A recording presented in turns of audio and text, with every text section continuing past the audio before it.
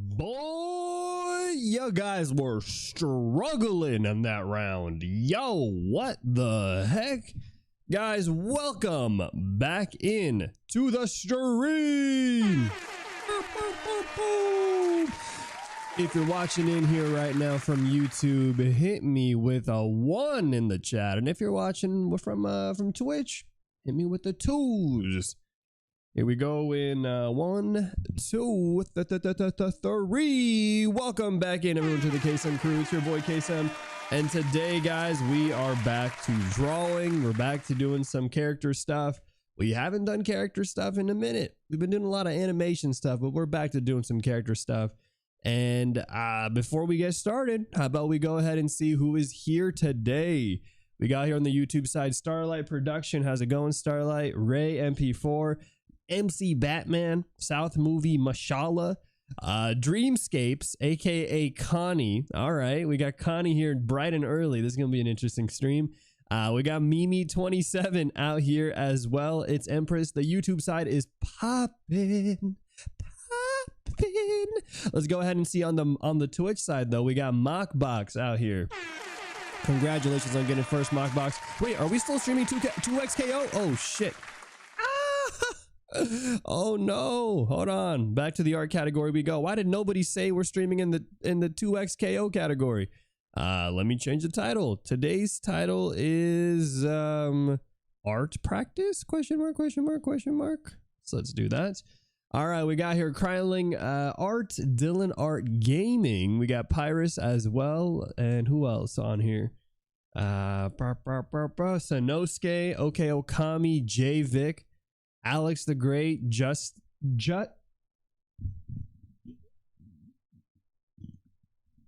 Hey, thank you, Mockbox. Justed Gel Ord. What kind of name is that? Lego Bimo, Mirai Gold, Froby, and everybody else on here. I hate how on Wednesdays I can't watch the streams because I'm at school by then. Hey, well, all good. Well, that's why we got the Saturday streams for. How's it going? Hi, hello, Hannah. Hey, how's it going, chat? How we feeling today? On a scale of 1 to 10, how we feeling? Feeling good? Feeling all right? I'm gonna say I'm going through a mid-art crisis. I don't know what it is, okay? So I woke up today in a mid-art crisis. And what I mean by that is I had a conversation maybe last week with one of my art friends, and she asked me, she said, KSM, if you could be an assistant for any of your favorite artists, your favorite mangaka, who would that be? And initially I said, okay, it's probably gonna be Takehiko Inoue. You know, it's gotta be my boy Vagabond, slam dunk creator.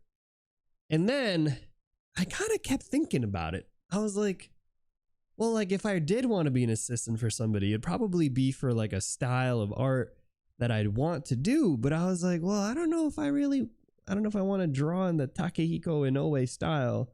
And then I went down in a spiral. And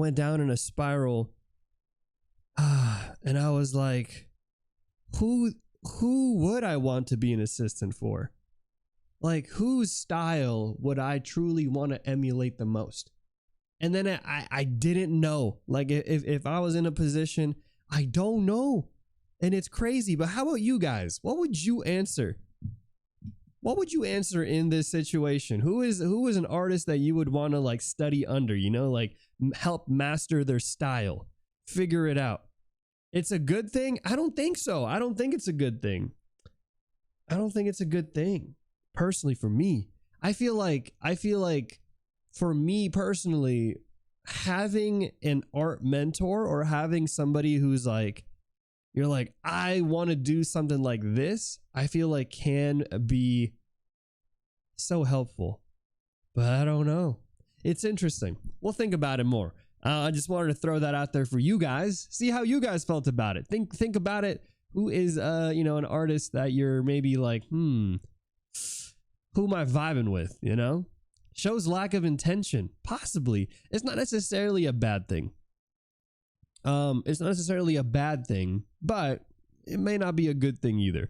So I have to think about it a little bit more as I'm trying to understand a bit more, you know, about who I'm trying to chase in the art world, and who I'm trying to be, and what kind of style do I want to emulate or at least create for myself at this time.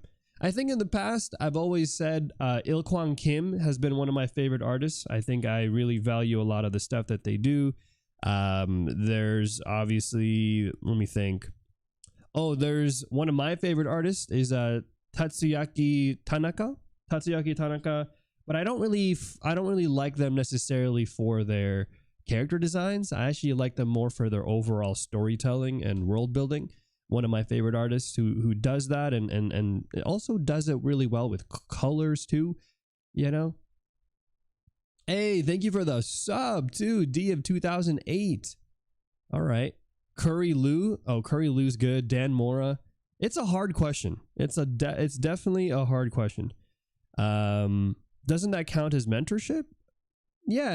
I think so in some ways.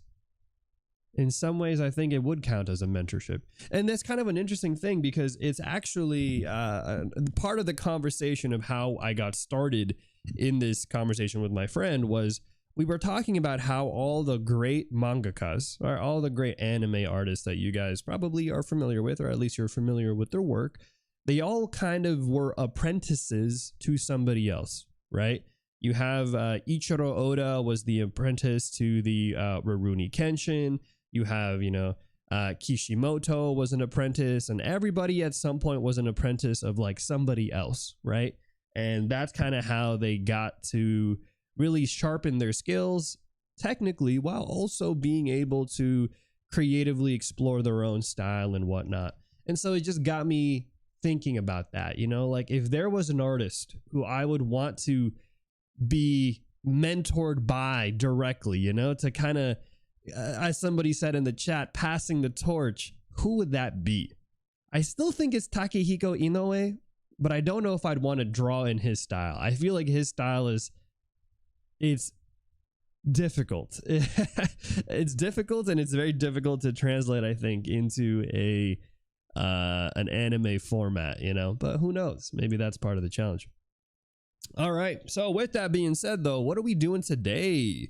What is happening today? So let me give you guys some context. First and foremost, big news from the Ground Zero team, from the Glass Arrow Studios team. We have finished the first draft of our animatic, meaning our first draft of our trailer. So huge W's in the chat for that, because it means that we have something to show you guys next month when we drop the trailer. But now what we're doing is we're taking this trailer and we've brought in some of the dope animators that we have on our team, myself included, though I wouldn't call myself a dope animator. And now we are in that stage where we're trying to make it look better, right? We're just going to see how much better we can make it and take it up until we can drop the trailer. And so something that I wanted to do for my team was to create a reference for Kai's head, you know, like a head turnaround sheet type of thing. So that way we can have them using that as reference and be able to draw the characters on model and all that kind of stuff. But yeah, it's pretty exciting. And so today we're going to be talking a little bit about drawing heads from different angles. And if you guys are interested, because we're not going to be doing the teaching stuff today, but if you guys are interested, I did teach this one right now in the After School Art Crew. I am currently teaching a 5-day master class on drawing heads. We just completed day 1, where I went through everything from proportions to basic building blocks that you're going to need, because the remaining 4 days of this master class is going to cover skeletal anatomy, muscular anatomy, facial feature anatomy, and then obviously stylization, right? And so we're going to go super in depth on this one. If you guys enjoyed my 30-day boot camp, you're probably going to like this one, because it's been a minute since I've done a very heavy lecture focused type of course, but we're not going to be doing that on the live streams today. That's going to be part of the After School Art Crew. If you guys want to see that, consider subscribing on Twitch or joining on the Discord membership. All right. But today we are going to be doing the homework for it, because I do give homework for the class. So people who join in, they can follow along with the homework, and then you could submit that homework for review from me. So that's what we're going to be doing today, is the homework for this, which also again is going to be the head turn for Kai. Now, if you guys want to follow along, I would say to grab this sheet, which I think I've given you guys this sheet in the past, but I'll give it to you guys again if you want it. And that way you don't even have to use this character, by the way, as reference, but we're going to be doing the basic building blocks of setting up drawing ahead from different angles. So let me give this to you guys anyways, if you want to follow along specifically with this character Kai. All right. But otherwise, we're going to be building everything from scratch. So if you guys want to just follow along, get a blank layer, a new file, whatever it is, and we'll do it together. All right. Music. Should I play music today? I'm kind of in a music-y mood. Let's see. Let's see where the night takes us. That's the blood redress version. Where's the regular version of Kai where he doesn't look like a vampire? Is it this one? No, that's the low res version. I can give you guys the high res version. But yes, how's it going, everybody? Well, welcome in. Let's see here. Sweet Lime Juice on YouTube's asking if we're going to be doing animating today. Not animating today. We're just going to be doing some drawing stuff today. So nothing too crazy. Tony on YouTube says this is their first KSIM stream. I hope it's not your last also. But guys, I've uploaded the file to Discord, so you guys can go ahead and take a look at that. Let me show you guys where that is. One sec. Let me see. It should be right here. So on the Discord server, you guys can grab this file. It is under the art resources section. Make sure to react to it so that way I know you guys have found it. Let's see. Someone on YouTube said my drawing style and skill has been static for 19 years and have never advanced. I have never really learned and reached a good level. Having a mentor for me would be the best. Well, guys, if you want to get mentored, you want to get a mentor. I don't know if you guys know this, but I'll say this again, right? If you go to my Discord and you go here, I do offer monthly mentorship. On the Line Art crew, you get mentorship from me. I'll take basically the work that you have. You'll get a 10 to 15 minute session where I'll look at your work. I'll give you feedback. And on top of that, I'll be giving you homework so that every month you got homework that you're going to be doing. And on top of signing up for this, you'll also have my classes that I'll be doing, like the 5-day master class on drawing heads. So this one has been a pretty cool one to see everybody signing up for this one. So thank you guys for those of you who are already part of this. But if you guys didn't know about it, I don't promote it as well as as often as I should, but this is where you can grab some of those things, right? And $10 a month, that's, I think, not too bad considering how some mentorships and classes online are pretty pricey, or they can get pretty pricey. I feel like getting professional mentorship is possibly helpful. And I mean, there are people here who are part of this already who can hopefully speak on this program and say if it's good or not. Let me know. You know, like, don't take my word for it, but take the people who are already in the program and maybe let them tell you if it's good or not. But okay, I'm gonna play some music and let's get to it. All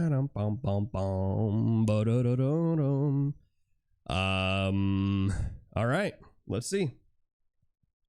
So I think for this one I need to probably just take Kai's head. We'll start off with actually the basics. Maybe let's do that first. We're gonna take these two heads here and we're gonna use that as our baseline. So let me merge this layer.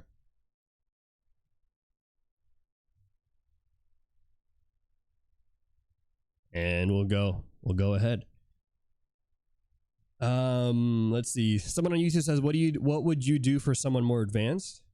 It depends, but there are people in my mentorship who are pretty advanced. Like one of my coworkers from the last production I was on, they're in my mentorship program, which I think is crazy. But you know, why is it like this?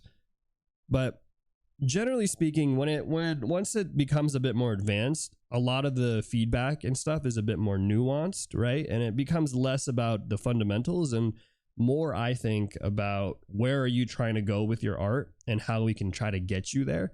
Because I do think a lot of art growth, once you're kind of hitting those intermediate to advanced stages, really comes down to just being able to have a trajectory for yourself, right? That's really the big thing, is being able to have a trajectory, because it becomes a lot harder to, I think, determine the value of your progress as you're progressing in those early or in those middle stages. And I'm sure a lot of you guys know what I'm talking about, where at the beginning of your art journey, W's in the chat if you were like, whoa, I'm improving so much. And then as you kind of learn more, you're kind of feeling like you're plateauing sometimes. L's in the chat if you know what I'm talking about. You know what I'm talking about? You're like, at first you're like, wow, like, okay, I'm learned how to draw a head. This is great. Or I learned how to draw a box. Whoa, this is crazy. And then you're just kind of like, wait a minute, man, I'm not, it's kind of stuck, right? Kind of plateauing. And the reality is, with a lot of growth, right, especially in any skill, right? Any skill, anything that you try to learn, it becomes more difficult as you progress. And so to be able to better observe that type of progress, I always think it's good and valuable to have goals for yourself that you can then track your milestones, right? Track your progress. Those kind of things, while potentially trivial, can, I think, really set you up for success. All right, so here is our little head. And what I'm going to do is we're going to do like a standard grid box thing. Okay, I'll show you guys. We'll do it in white, actually.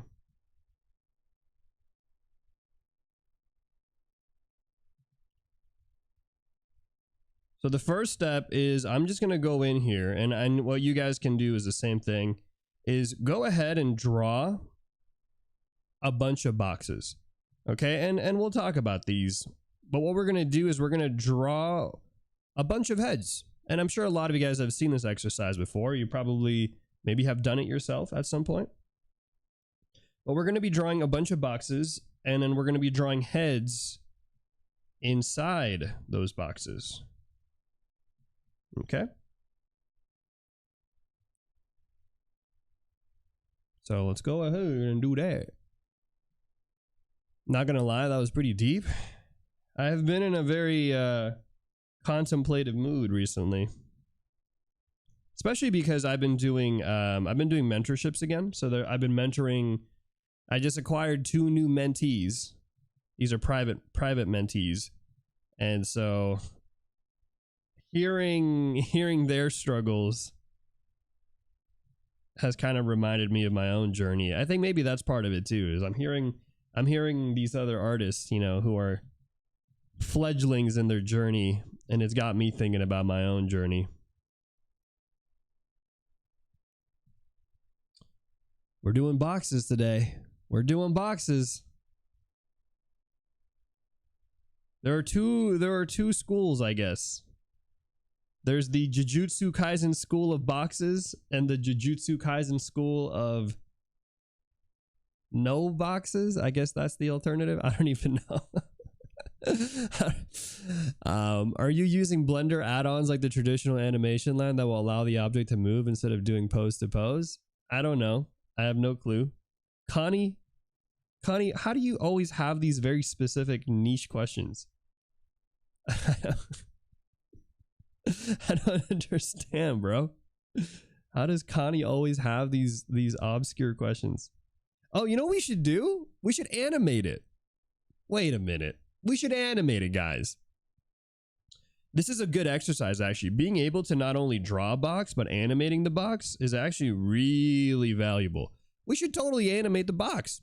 I mean, it's not hard, but I mean, let's do that. I'll show you guys. it's crazy because ever since I opened up my animation studio, I have been less afraid to do new things. Like, I've just been like, you know what? I got to learn how to do backgrounds. Boom, we learn it. I got to learn how to do animating stuff. Boom, we learn it. You know, it's been kind of nice, kind of freeing almost in some interesting ways. But let's go ahead and set up I'll show you guys. We'll do it like this because that way you guys can see the layers. It's just you don't get to see my dogs. If I do this scene, I'll show you. If I do this version, unfortunately you guys don't see my dogs, but I mean they're not even here right now. So let's see here. Someone on YouTube said, I have subscribed to your channel, but why do you keep ignoring me?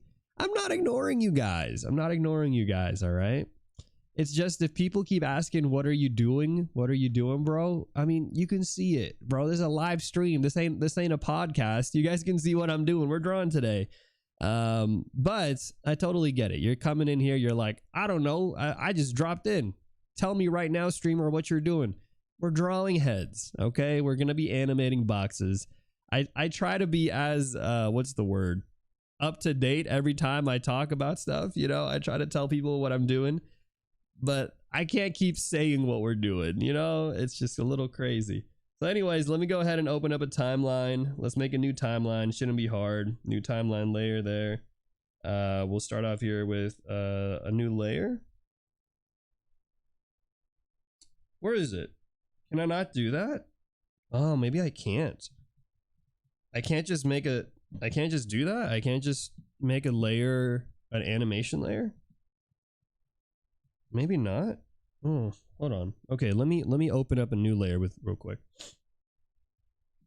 You can? Why wouldn't it let me? Hold on.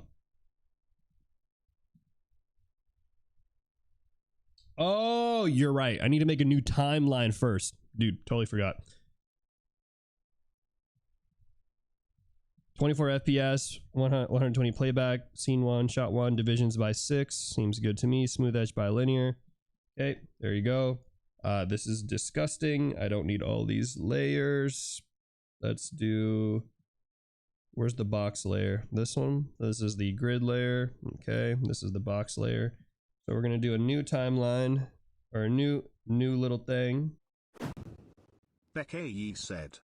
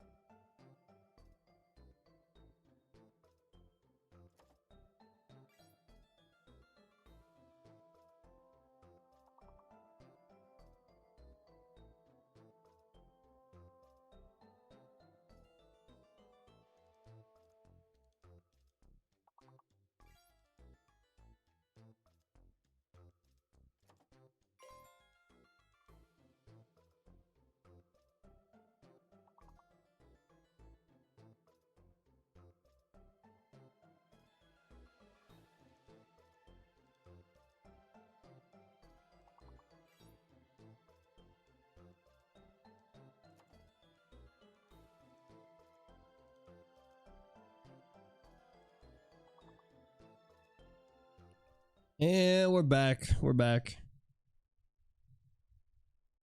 Oh, hold on. I still hear the music. My brain. Okay.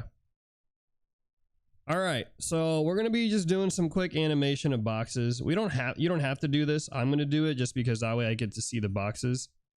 And I get to correct it. Yay. But yeah, we're just going to be drawing these. And again, these don't have to be perfect because the main thing is we're actually going to be drawing heads inside these. If you guys want to do a perfect rotation, it's actually not too hard. You just want to set up a rotation like this and then just follow the points on there. But we're just going to freehand it. We're not worried about that today. Thank you for the 100 bits, by the way, Becky. Thank you. Appreciate that. But yeah, hold on. We had some questions on here. I kind of missed them. Do you guys mind retyping some of them? Someone on YouTube, Mallory said, is the start of art always just finding inspiration, focus, and your own discipline? It's hard to say because I do think everybody does start their journey a little bit differently, right? I think there's no, how do I say this? There's no right or wrong way, I think, to start your art journey, right? I started my art journey as I think most people did, which is, you know, as a kid, I got into watching animated shows and Saturday morning cartoons, those type of things. And then I got inspired to start drawing little doodles, right? I mean, that's kind of that. Though I will say my true art journey didn't really start until probably around high school was when I really felt like I was trying to take art a bit more seriously. I was trying to think about careers and all of that stuff, and just things were not lining up the way I wanted. And then so my art journey kind of stopped at that point. But then from there, it really became a matter of redefining what I enjoyed about art. I think that was for me the biggest hurdle going back into art, was just trying to enjoy it again, right? And I think it sounds like a silly thing, but for those of you who have ever struggled with that feeling that you've fallen out of love with art, I think you can understand what I'm talking about here, right? F's in the chat if you know what I mean. When it's like this used to be something that you love doing, and then now it's like something that you feel like is a big frustration. So I think that to me was probably the most, if you were to ask me what's the most important thing, right, I would probably say that, if I'm being honest, was trying to, it's funny because I'm not even talking about it as if like I'm not even talking about it from like as a relationship counselor, right? But I do think it's kind of true. Like if you think about it, art is really about having a healthy relationship with that process and with yourself. And in many ways,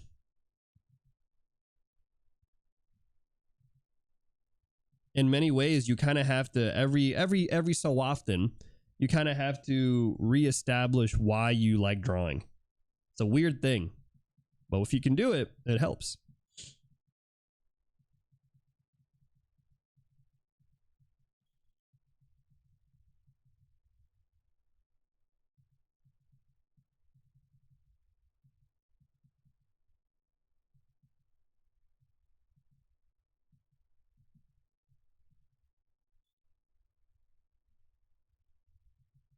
Hmm?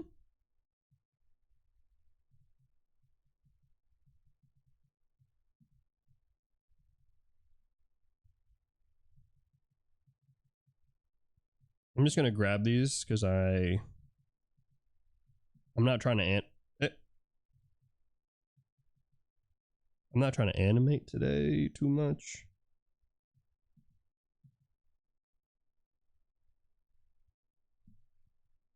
This is good enough. This is good enough for me. It's not the most precise. That's okay. Again, the goal of today's stream is not, it's not animating. The goal of the stream really is to just set up some boxes, but I just wanted to show you guys that you could do this, right? Like the concept here is that we want to draw boxes that are rotating, right? Yeah. Again, if you wanted to make this precise, as an animation, all you got to do is find the axis of rotation. So like, let's just say this is the center line, right? Find the axis of rotation for your box, and then just make sure that the points of the box are always landing on this rotation. That's really it. Yeah. But I'm a little lazy, so we're just gonna do this. Whee! And this should be enough for us to capture the head turn.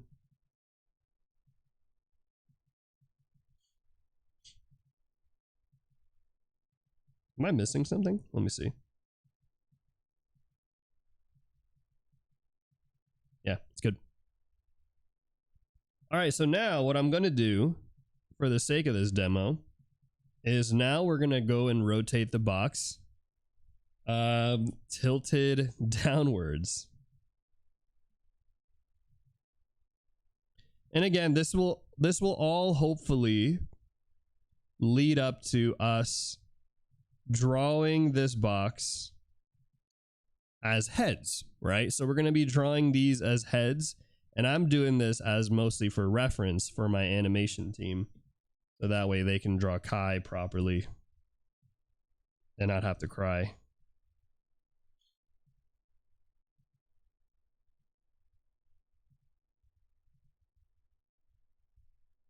This one, though, is a little bit trickier. Rotating and tilting. Okay, Sam, what are we doing today?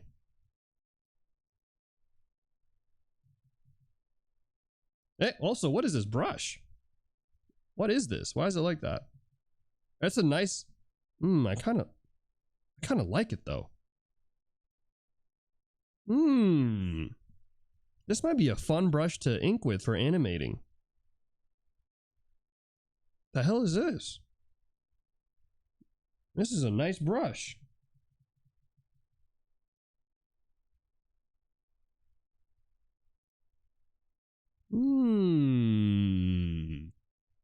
Okay.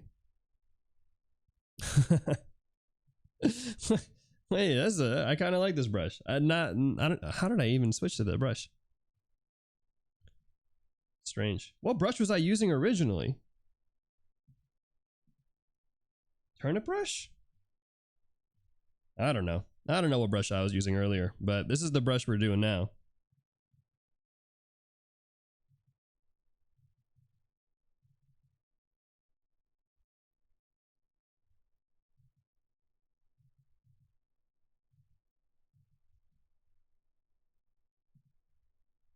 Okay.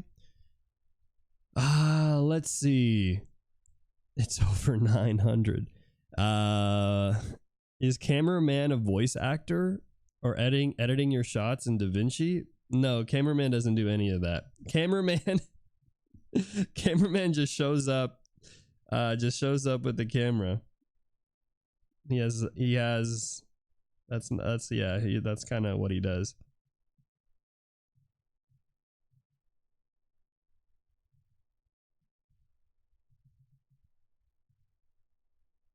But I guess today, maybe let's do some TTS today. I'm down to answer some questions today because at this stage, it's going to be pretty chill. We're not doing a lot. Yeah, we're just vibing today. So if you guys just want to do some Q&A, I'm down. That way it'll be easier for me too, because sometimes I don't get to read the chat as often as I'd like. Especially if I'm trying to focus on this.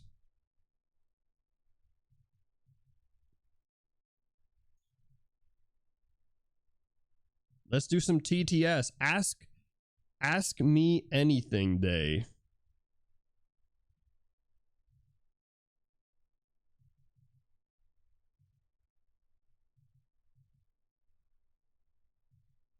Oh, there you go. First TTS coming in hot. Tips for the up and down rotations? The real tip is to probably not do what I'm doing. If I'm being honest, what I'm doing right now is a little bit more advanced, but I did want to challenge myself a little bit. You don't need to do this, guys. If you're doing this homework, especially those of you who are doing the master class, you don't need to do this. This is me just wanting to challenge myself. But the reality is, the way that I see it is, let me show you guys. One sec. This homework should be easy. Okay. I'll show you what I mean. If you really want to do the 5 things and you want to do it quickly because you want to get to the homework part of this, this is all you got to do. Line up the corners.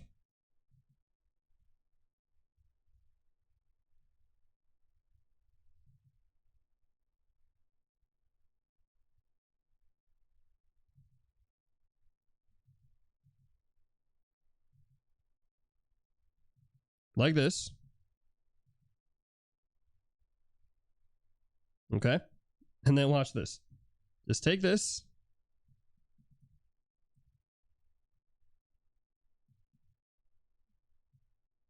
Do it on this side.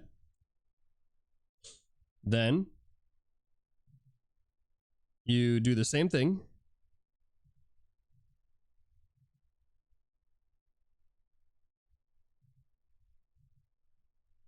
Focus on the top plane.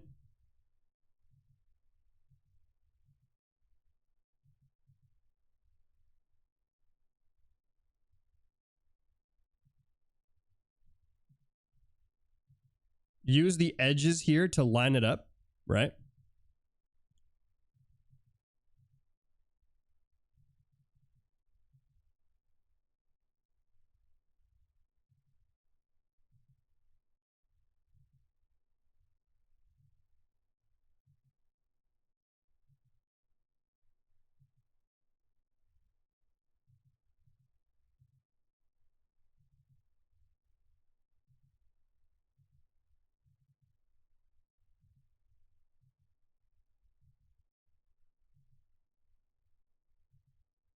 Okay. Do the same thing.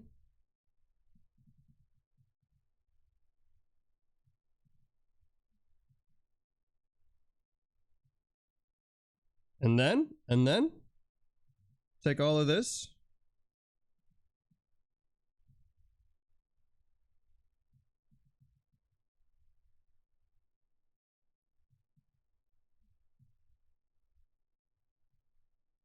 And there you go.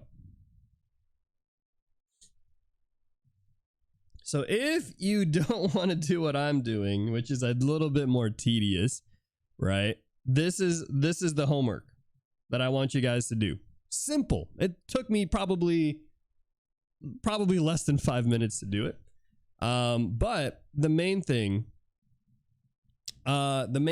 is that the way that I'm able to do it quickly is I focus on, oh shit. Wrong frame. Go back. Okay. I focus on capturing the vertical lines, right? So here, obviously, this is not perfect. So I would want you guys to line it up a bit better than me, right? Right now, I was just slapping them on to kind of show you guys. But this is the homework, is to do this. But what I would do is I would also try to line up a little bit of the vertical points here, so that they kind of line up. But that's really it, right? Start off with something simple. Like if you're having a hard time with rotating boxes, I would do this first stage, right? Rotate this box without any tilt, just rotating it on its horizontal axis. Boop, boop, boop, boop, boop, boop, boop, boop, boop, boop, like that. And then from there, you want to try to rotate it on a slight tilt but you're still keeping these like top points lined up the same, because they should still be lined up roughly about the same. I mean, there's going to be some convergence depending on how much depth there is, right? But does that make sense? Do I suggest that boxes need to be perfect? I mean, for me personally, I can get away with having the boxes messy like this because I'm confident that I can fix it, right? But you know what? Maybe let's just do this. I don't know why I'm animating today. What are we doing? Should I finish the animation?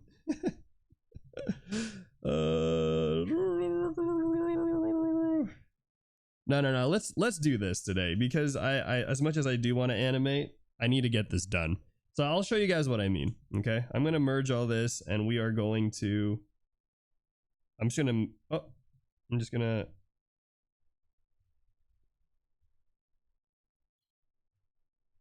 I'm gonna move this out of the animation for now. Oh no, I lost the layer.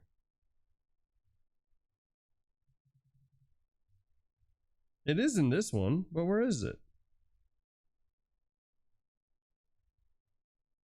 Here? What?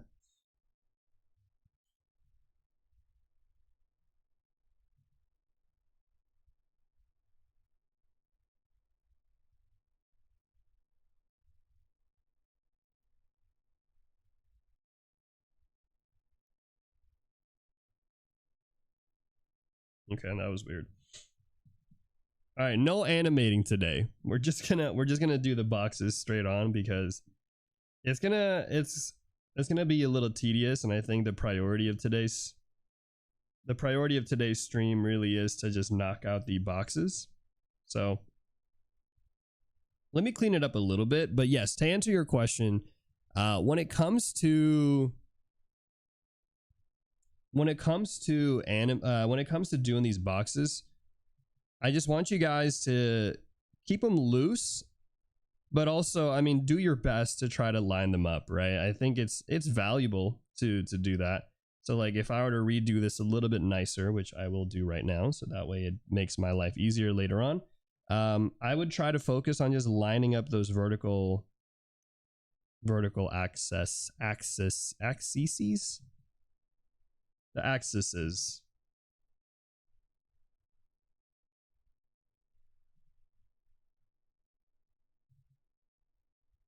Ask you anything? May we ask for your credit card number and security code? If not, then next YouTube video drop when. Who asked? Hold on. Where's the UI? Oh, it's not on this screen. I don't know who asked that, but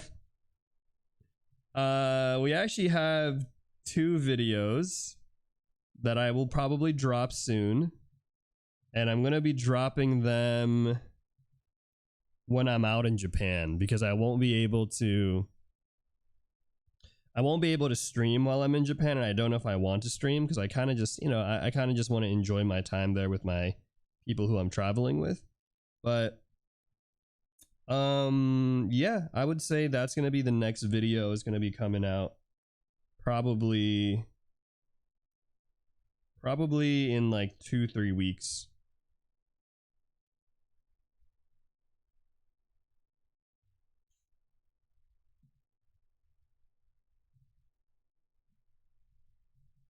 But it's not going to be it won't be like new, it'll be new videos, but it'll be just stuff that I think people haven't seen in a while. I don't know if that makes any sense. How do you know if a box is too small to put in features or build ahead from? Oh boy. If you want to get really precise, right? What I would recommend is you create a box shape that is best representative of the proportions of the human head, which is which I talked about in my class, right? Hey, nice. Thanks for the prime sub, Wong Si, and welcome back in.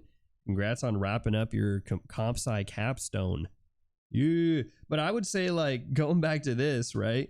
pay attention to, for example, things like how the front of the head is generally going to be more narrow than the side view of the head.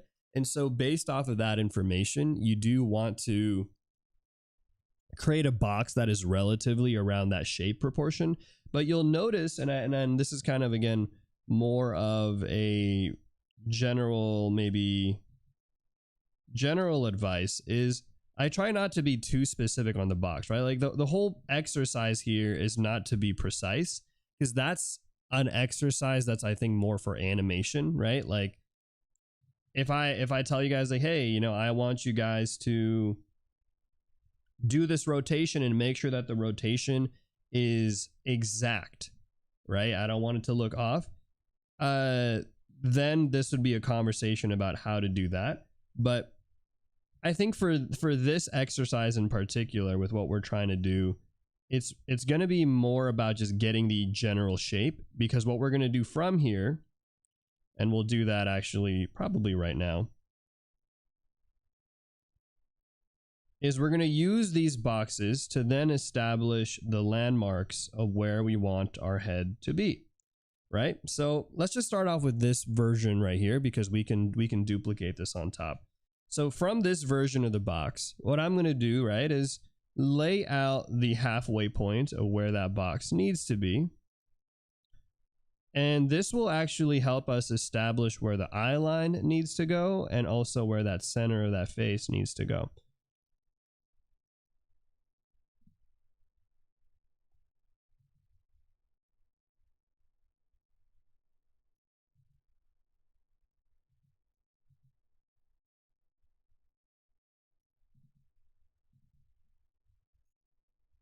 Okay. And then from there, now that I'm seeing it, I'm like, you know what? This can probably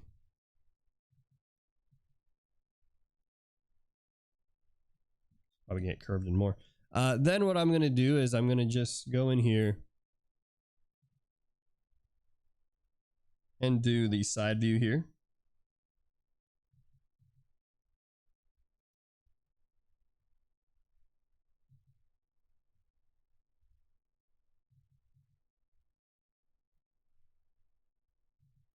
Okay.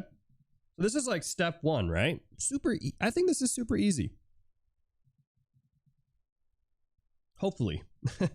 Hopefully this is not hard. And if this is hard, I would say work on this stage. Have fun at this stage. This is not a what's it called? A competition on who can make the best boxes or whatever. This is really just an opportunity for you guys to learn. But I think for me, I'm not trying to make it perfect. This is pretty solid where it is, right? Now at this stage right here, I'm just going to take this, and the next level of this is going to now be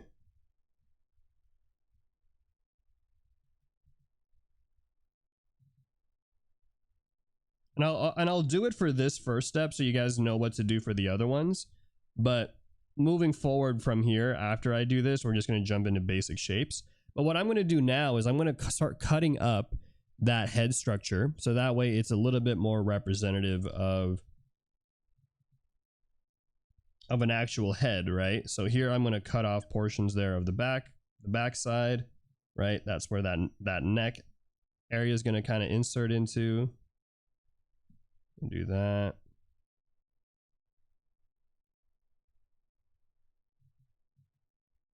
Oh, and to figure out where that is, what I like to do from here is I like to find where I want that top of the head to be. And then from the top of the head, here, let me do like this. Top of the head down to the chin, just break it up into thirds.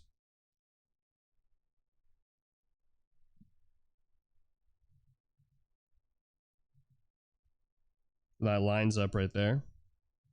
And again, this is not how I would normally do this, but I just want to show you guys what my thought process is at every step of the way, right? Because I think that's oftentimes what I feel like can be lacking in some tutorials, where you watch a tutorial and they kind of just say like, do this, do that.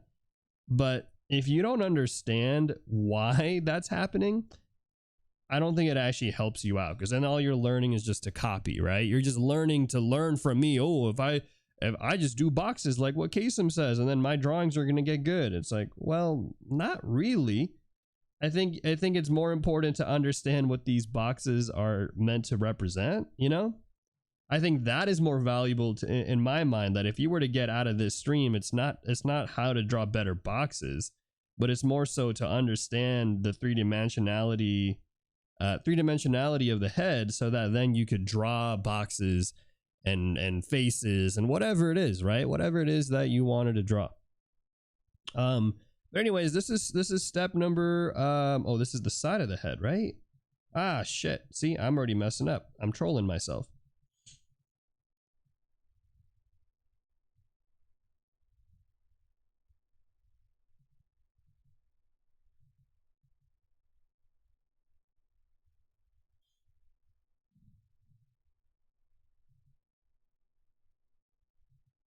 Does that make sense though? Like, the goal of today's stream is not necessarily to draw boxes, is what I'm trying to say.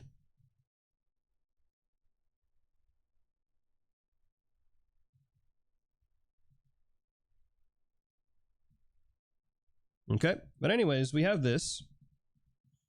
And then from here, now what I'm going to do, because we've taken the boxes and whatnot. This is now where I have a clear visual of the structure of the head, such that then we can represent it a little bit more organically, right? That's kind of the goal here, is we want to take these more complex, or these simple shapes, and then make them into something that should feel a little bit more. Okay, Connie's asking if there's any Ganga artists on my team. Yes, there is. Somebody said, I feel like drawing boxes made my drawings too stiff. Well, that's the problem, right? You're drawing boxes to draw boxes, but you need to remember that the boxes is not the end result. Does that make sense? The boxes is not the end goal, but oftentimes people learn to draw boxes thinking that that's how their character should look like. Boxes were never meant to be the final goal here, right? It's meant to just be what is, what's it called? It's meant to be a guideline, right? If you only draw boxes, you're just going to box yourself in. 100%, 100%. It's, you know, you gotta think outside the box. Ah, shit. You get what I'm saying? Like, the box is, like, I'll do it right now, right? I'll show you guys what I mean. Because I'm going to take the boxes, and just like how a sculptor would take clay and carve out of the form, we're going to do the same thing here. Now, I'm not going to get into the details of where you need to carve, because again, if you want to learn specifically the landmarks and all that stuff, I would highly encourage you guys to take a look at my 5-day class. It's a 5-day class that is currently going and happening right now live, right? It's a live class that's happening now. But in that class, I talk a bit about this, right? I talk about how you can turn these landmarks and actually use them to help guide you in structuring the face a bit better. Exactly, yeah. As a 3D artist, you have to do the same, right? You don't just snap your finger and then all of a sudden you have a spaceship or an alien. Everything is always starting off on primitive shapes. You don't have to use boxes, mind you. You can use other things. You can use spheres. You can use cylinders, right? Whatever helps you to visualize it. I just like to use boxes. This is again a personal thing. I like to use boxes because in my mind, boxes are a clear way to define the three axes of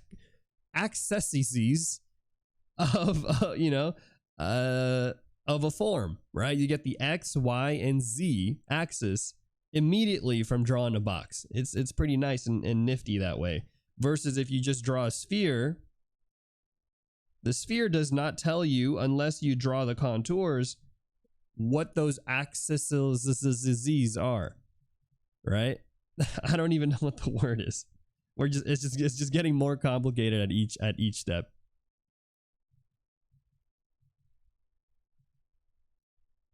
So let's go ahead and talk about that, right? Because this right here is the basic blocks. Now, this is not a replacement for the Loomis method or any of those methods. And mind you, if you want to learn my method for drawing heads, my method for drawing a head, and this is my character for our show, but my method for drawing a head looks like this. If you were to ask me to draw a head right now and what my method is,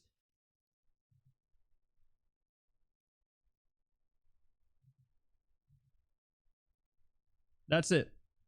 That's my method of drawing a head.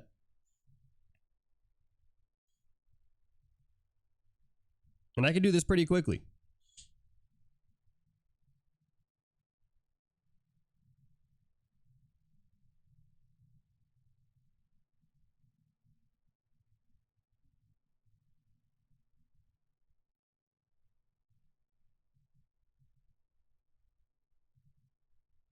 Keep it loose, right? Like that is my method of drawing heads, and it's a combination of the Loomis method, it's a combination of the Riley method, it's a combination of the Zorro head method, right? But it's a form. But what makes my version, I think, slightly different than maybe a Loomis head is that I think the Loomis head sometimes misses out on rhythms, right? So there's rhythms here, for example, on the frontal bone, right?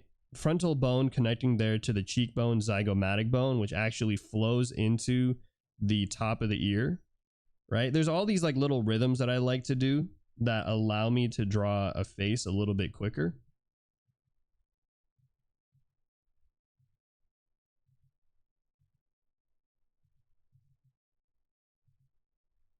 And then if I want to do a more anime style, which again we'll talk about probably soon,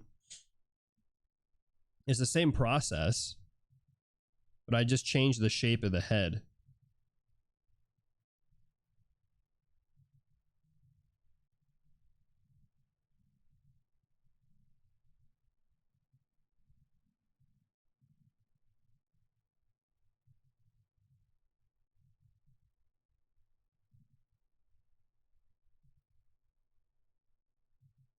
Wow.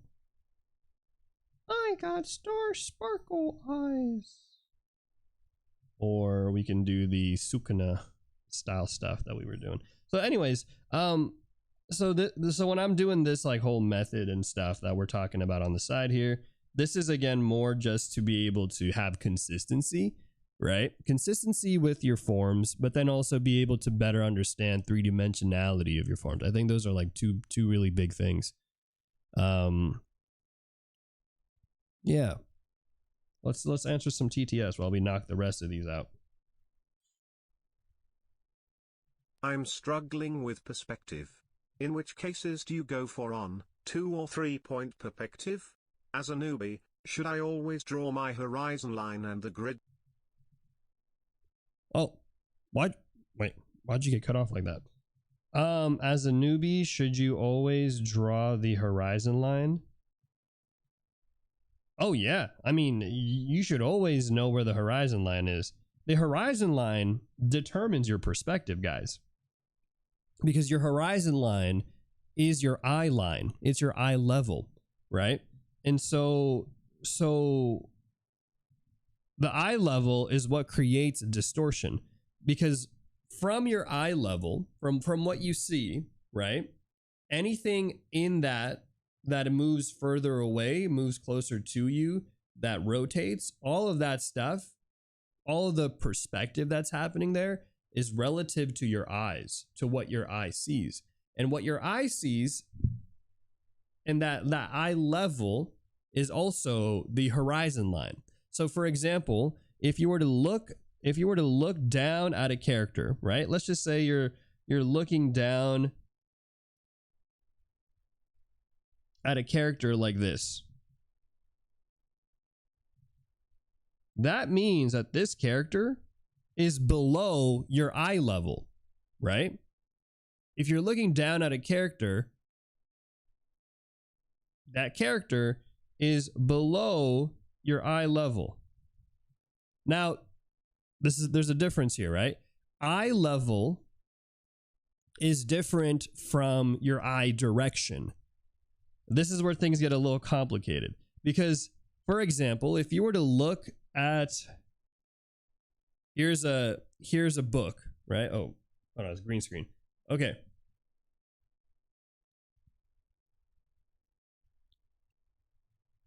Hey, thank you, Go Babe. Appreciate the sub. 6 months in advance. Thank you, thank you.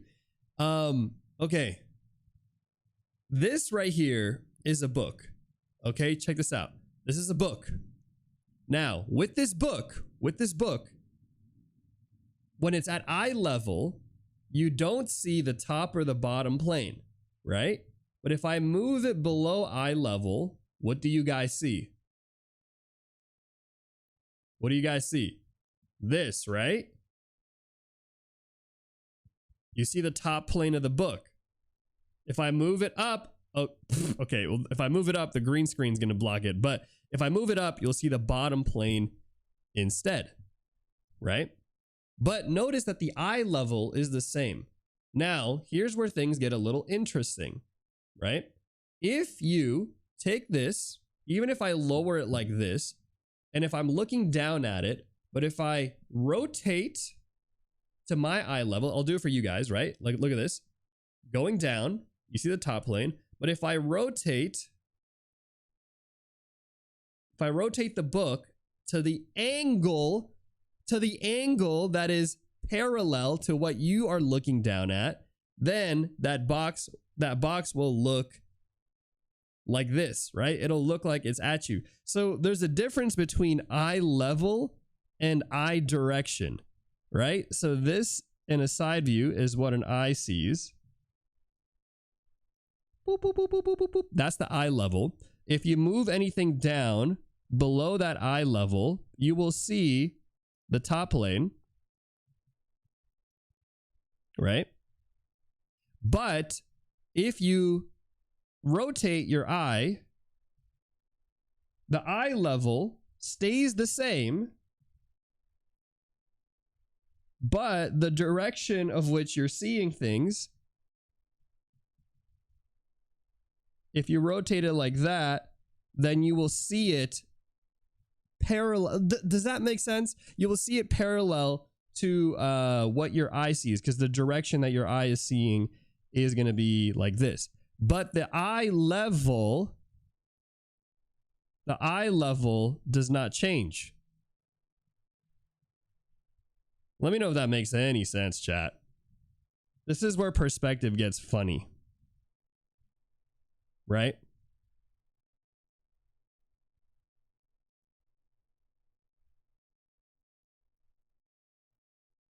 Let me know if that makes, let's let that process a little bit.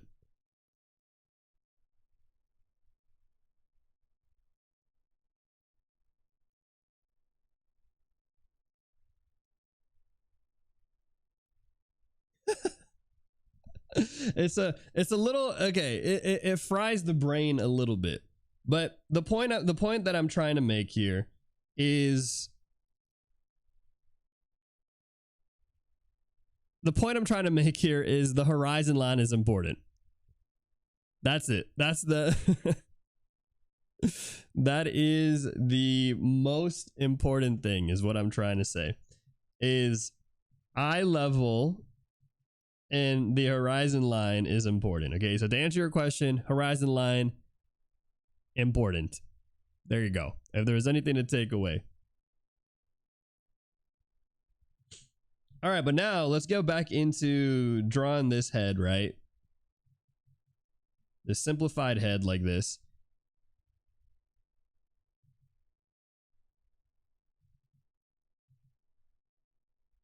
What I'm going to do now is I'm going to take this head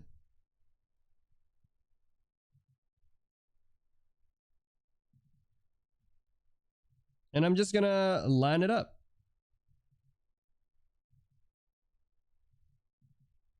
And that's really it. Somebody's asking if this is the new boot camp.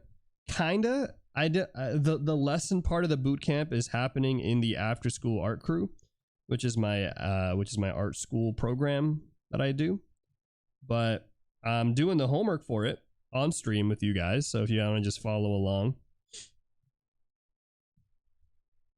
parallel do. Does that make sense? Yes. Yeah. It's tough, right? Perspective is one of those things where I want you guys to know it is both, like anything with art is both easy and difficult, right? Gesture, when you learn it, easy. You're like, okay, I totally get it. There's a line of action. Nice. Let's let things flow in that line of action, right? And then you're like, cool. And then you learn forms. And then you learn a person. And then you learn, okay, there's a little bit there, but we still have the line of action. Okay. But then you also learn level 2 of gesture, which is gesture in perspective. So now you're like, okay, let me think about how I want to do this.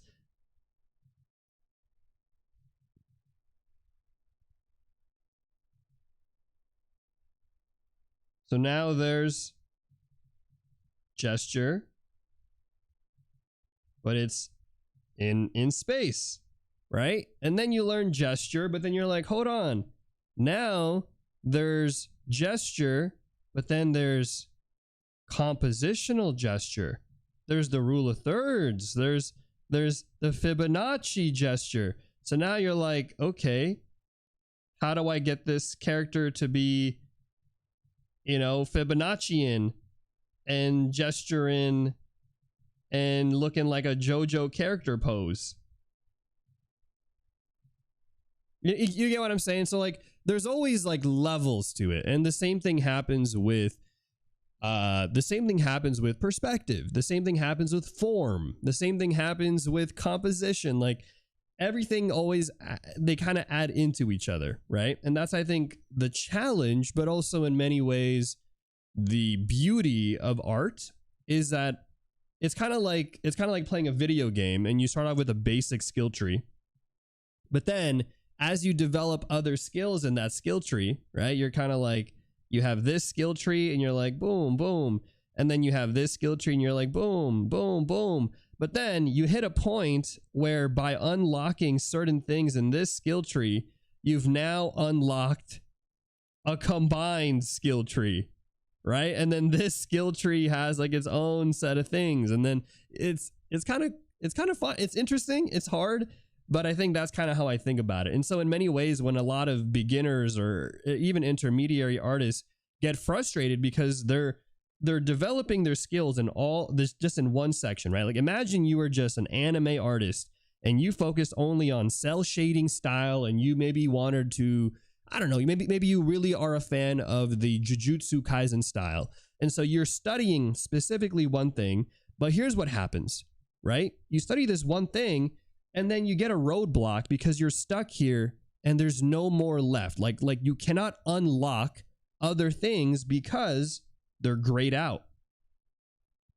And then a lot of artists are like, oh man, like, dude, I feel like I suck. Like, what's happening? I don't know. I'm not growing. And then somebody comes by and says, well, maybe you should practice this.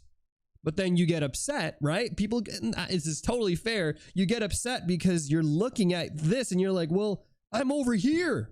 What do you mean I have to go back over here? Like, I'm not a beginner. Like, come on, man. Like, I should already know these things. But the reality is you haven't developed those skills well enough for you then to develop new skill trees, right? These little skill trees right here, which then bring you back so that once you hit this section right here, oh, now it unlocks this.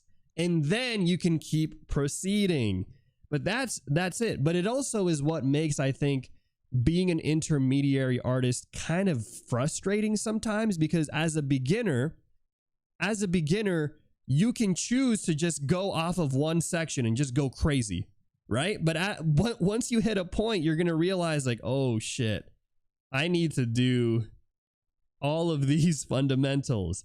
And then for a while, it can feel frustrating because it'll feel like you're just perpetually a beginner. F's in the chat if you know what I'm talking about. If that sounds relatable to you right now, right? You feel like you're like, KSM, bro, I have been drawing for months. I've been drawing for years. What's going on, man? I feel like I've been stuck. I feel like I haven't been growing. Well, it's not that you're not growing, right? It's just that your growth is now being spread out a bit more. But eventually, you do hit a point eventually where things start to click, and then you're like, oh, okay, well, now this is leveled up a bit. This is leveled up a bit. Now I can kind of branch out a bit more, and it starts to go back into here. And then eventually what naturally happens too is, as artists, as you progress, you start to choose your specialty, right? You start to choose your class. I'm talking like RPG, right? Like RPG game, you know, you're like, okay, I've mastered the baseline stuff. Now I'm going to specialize. And then that's where things get fun, because now you've acquired all the baseline stuff to then unlock a special tree, which is like, I want to be a character designer for Avatar: The Last Airbender. And you've acquired the skill sets to be able to do that, to then specialize in those things. And then whenever you, again, once you've hit a block, you will remember your previous experience and you will say, oh, hold on, I haven't unlocked this yet. I need to go back to something else, right? But it takes time. It takes time to understand that. It takes time to be aware of that. And that, I think, is part of the fun. That's part of the fun of art. But I get it. I get it because as artists, especially with social media and everything, you see these things, right? You see other artists, you see how they're progressing, and you're looking at yourself and reflecting on that and asking yourself, why am I struggling? You know what I'm saying? Like, what's happening here? Why am I not growing like somebody else is? Or why am I not being able to push or achieve the art goal that I want? So I think sometimes this is how I think about it. And again, you don't have to think about it this way. You don't have to think about it this way. But this for me really, I don't know, it makes me feel better. You know? It makes me feel better knowing that it's not that I'm not progressing. It's just that sometimes you have to go back. You have to go back and develop other skills to then be able to unlock new skills. That's really it. Like, somebody actually messaged me recently on Instagram and they asked me how I go about remembering all the fundamentals that I've learned. And I told them the honest truth, which is I forget a lot of my fundamentals. If I'm being honest, I forget my anatomy. But then what I do is I revisit it, right? And the way that I think about it is like fundamentals is kind of like holding sand in your hand. And eventually over time, like, you know, that knowledge starts to kind of slip away from your fingers. So then what do you need to do? You need to like replenish it with more sand. But then the more that you go back in and replenish it, the more you're able to retain, the more you're able to hold, the more things you learn from it. And again, it's like that skill tree thing, right? The you that learned anatomy 2 years ago is not the same person that is learning it again today. I don't know. I don't know if any of this makes sense, guys. I'm talking about sand and and skill trees. I don't know. Let me know if that makes any sense whatsoever. People are probably tuning in today and being like, yo, what is this dude? What is this guy yapping about? My man, are you okay? I don't know. These are all just things that, you know, I tell myself to make myself feel better. You know, the true sign of a professional maybe is being able to professionally convince yourself that everything is actually fine. That's the true mark of a professional. Right? Someone's like, "Oh, Kasem, how do I know when I'm a professional artist already?" And it's like, when you have convinced yourself, when you have fully convinced yourself of the delusion of being an artist, that's how you know. When you find ways to justify your art. You are now a professional self gaslighter.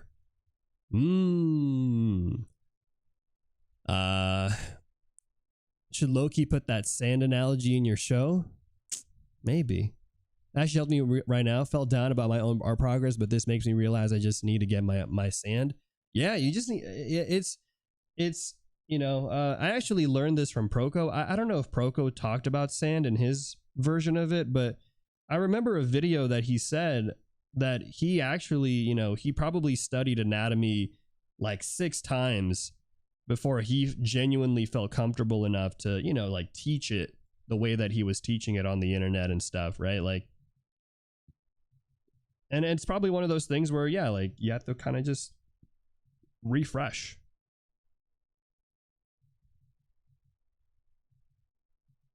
Anyways, heads.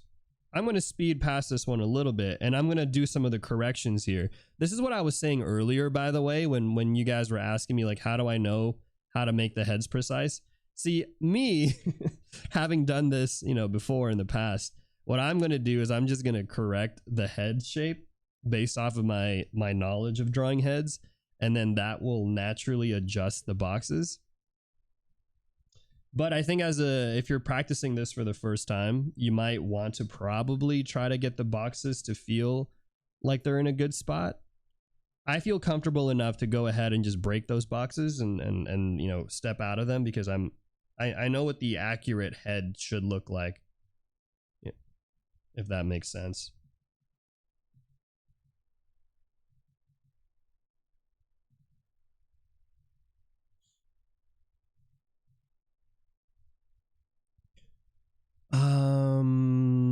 Let's see. Marshall Vandroff. Vandroff. Yeah, Marshall's great. Proco's the GOAT. Who gave Kasem the wrong brownies? I've had wrong brownies before. I went to a karaoke thing one time with friends, and somebody brought a Ziploc bag of brownies, and I just didn't even question it because I was like, oh yeah, like dude, someone brought snacks to the karaoke? Hell yeah. And I popped like 3 of those in my mouth. And I was like, yo, what's happening?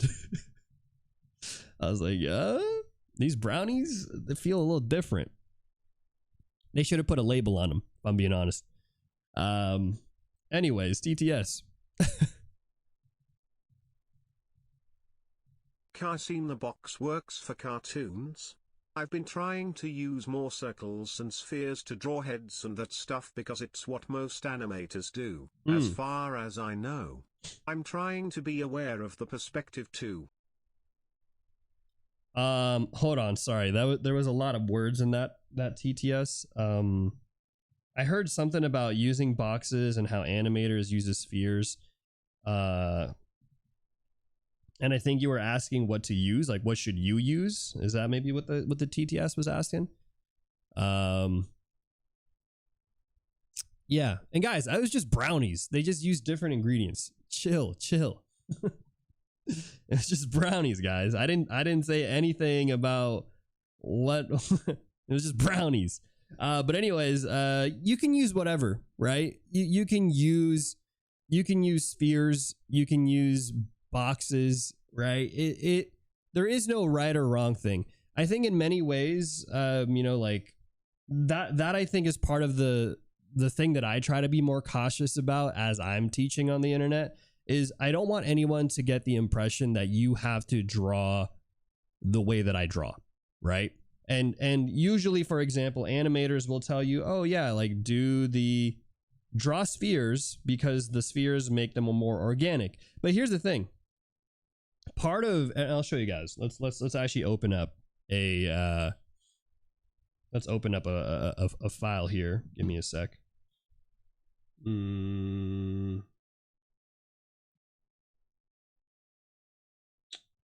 I don't know if I have.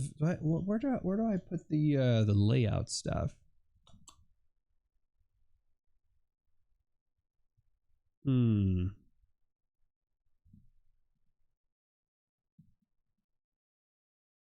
KSM will be running a 180-second ad break shortly. Thanks for supporting the stream. Where did I put it? I wanted to show you guys some animation stuff so that way you guys can kind of see what I mean. Maybe it's under the ground zero section? It shouldn't be. That'd be weird if it was. Oh, here, on stream designs. Ah, found it. Okay. I don't know where I saved any of my animations. Oh, animation practice 2? Perfect. Okay. So for example, like this one that I did right on stream with you guys. If I were to draw these as boxes, I would cry. You know, like I would genuinely cry if I had to draw this as boxes because it's so hard. What is more beneficial for me is just to draw them as organic shapes, like blobby forms, right? Blobby forms, because those blobby forms are a little bit more looser and they help create a much more better flow in the animation, right? But I think at the same time, it depends, because there could be a scene where you really want things to feel solid.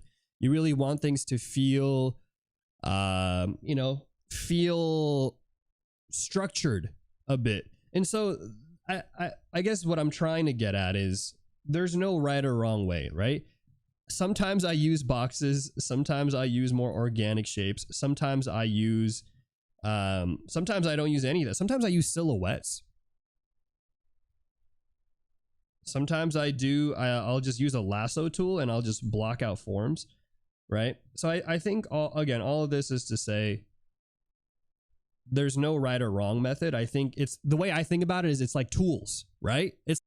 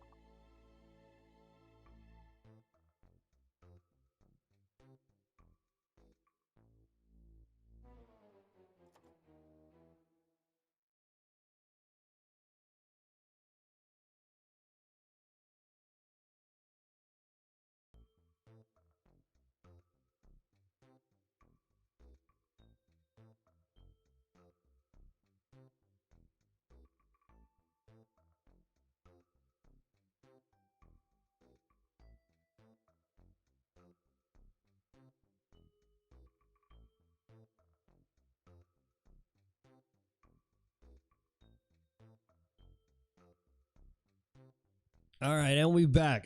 Side view. And we're back, guys. Thank you again for sticking around for the ad breaks. Those ad breaks do help my streams tremendously. They allow me to do what I'm doing out here, so appreciate you guys sticking around.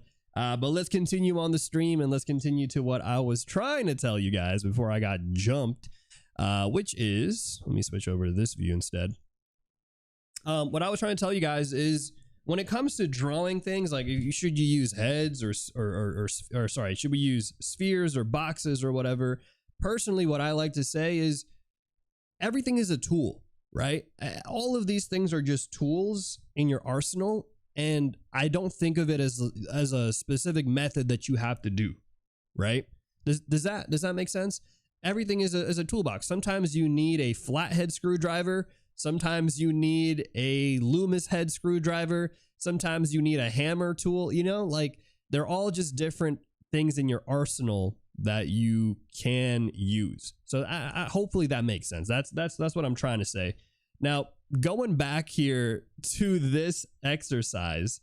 Now, if you want to be lazy, okay? If you want to be lazy in a digital world, all I have to do is this. For this homework, you could go in and say, Kason, look at me. I did the other half of the rotation. Okay? You could do this. But what I want you to do, and I'm going to do it as well, is I'm actually going to go ahead and try to draw it freehand. And the reason why is because I've learned that I have a preference for the side of the face I like to draw. F's in the chat if you have what I'm talking about too. I have a preference, okay? I know that I can draw a head really well in a certain angle, and if I'm just like, oh, I want to draw a face looking this way, what do? I just flip the canvas and I draw it and I flip it back and I'm like, oh, voila. So today, I'm going to try not to do that because I think it's worth the practice, right? This is practice for me. And the way, like, this is sometimes how I think about it. It's crazy because a lot of my studio, and I'll show you, I'm feeling pretty good today, so I'll show you guys some stuff that we're doing for Ground Zero. If, actually, here's what I'll say. If we get, let me see, we should make it a challenge. What are we at, 128? Okay, look. It's September here on Twitch, right? Which means there are discounts on subs. If we hit 140, okay, we're at 128. If we get 12 more subs, I'm going to show you guys some really, really nice completed work from the Ground Zero background team. And actually, I'll show you guys the Terran City and a work in progress for the ACL City. You guys are getting both today. You guys are getting, I'm looking over here. You guys are getting both today. Okay, that's the goal. If we hit 12 more subs at around 140, we'll do it. I'll show you guys some Ground Zero stuff, all right? I'll give you guys the goods on that one. But all right, actually, I'll keep it on this view right here because we don't need the timeline stuff right now. You guys are good. Unless you guys want to see the other view, I don't know. I only use this view because there's a bunch of layers, and just in case you guys want to see the layers, but I don't know. Which one do you guys prefer? Hey, thank you for the sub, Sweet Lime Juice. Thank you. Let's see. This version where you can see the layers and everything, or the other version where you don't see that. I don't know. Tell me in the chat what you guys prefer to see. I think when it comes to animating, I do want to show some of the layers and stuff, but if I'm not animating, I'm not sure. I feel like it's maybe too much info.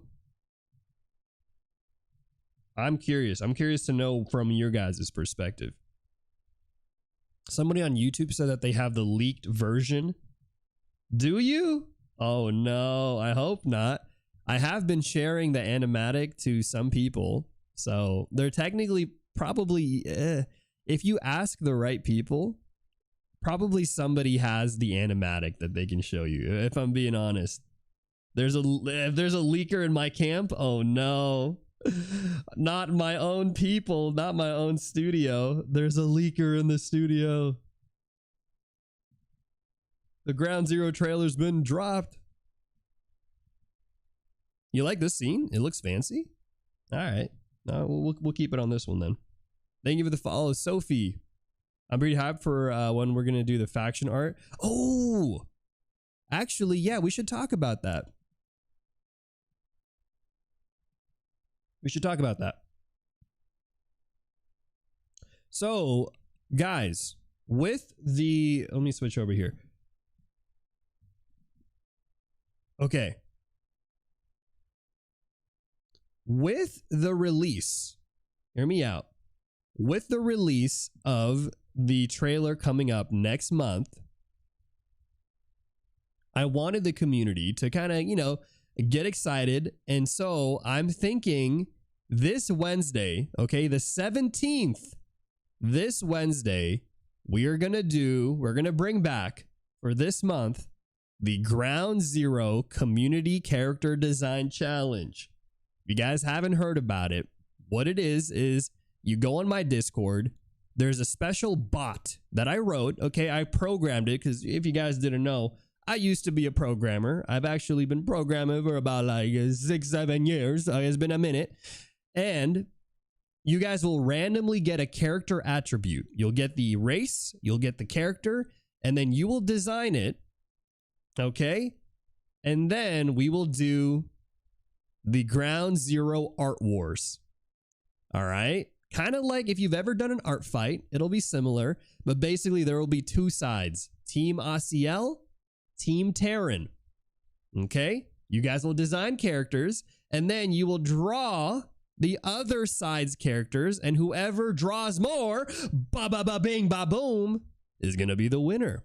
And then in October, we're going to be releasing the trailer. It'll be exciting. You guys will get to see a little bit of it.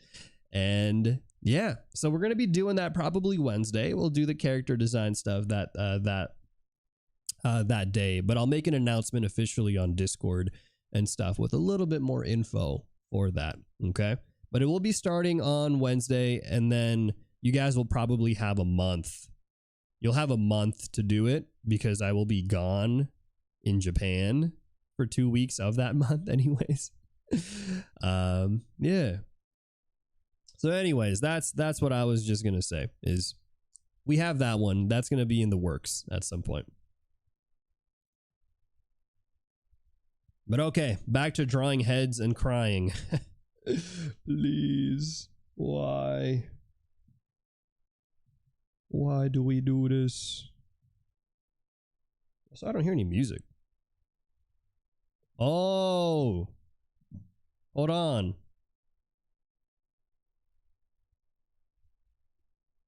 I think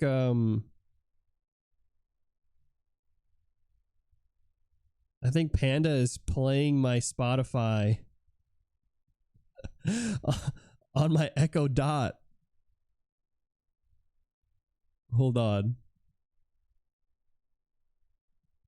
There you go. I was like, why can't I hear the music? She yoinked the music from me.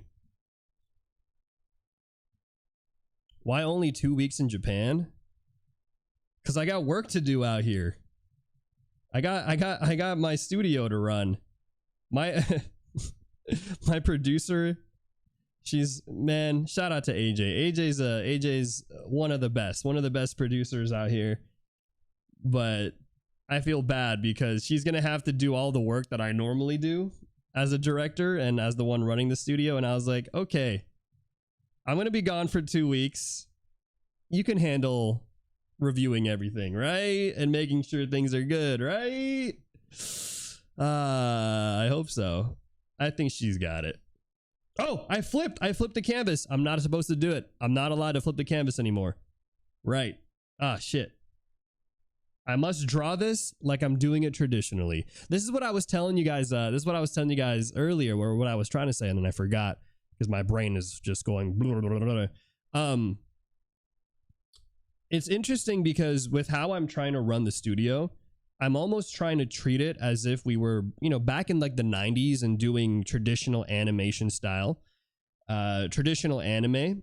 And it's crazy because you know how we talked about flipping the canvas and how it's so easy to just draw ahead in the way that is more comfortable to you. But I think as a result of that, I have become maybe not as good of an artist as I'd like, because now I'm dependent on this tool that allows me to easily flip the canvas.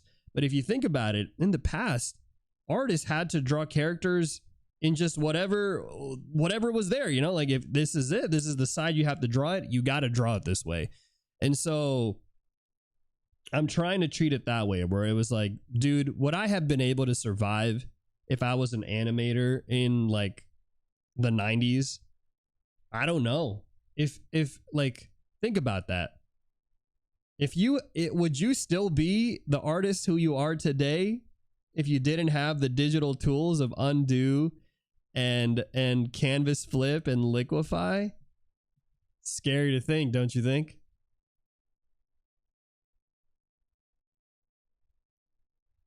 Ain't no way. Hold on. We need to get the alerts real quick. Thank you so much. We're one sub, guys. We're one sub away from getting unlocking some juicy ground zero stuff. Let me paste it though. Where is it? There it is. I'll put it like right here.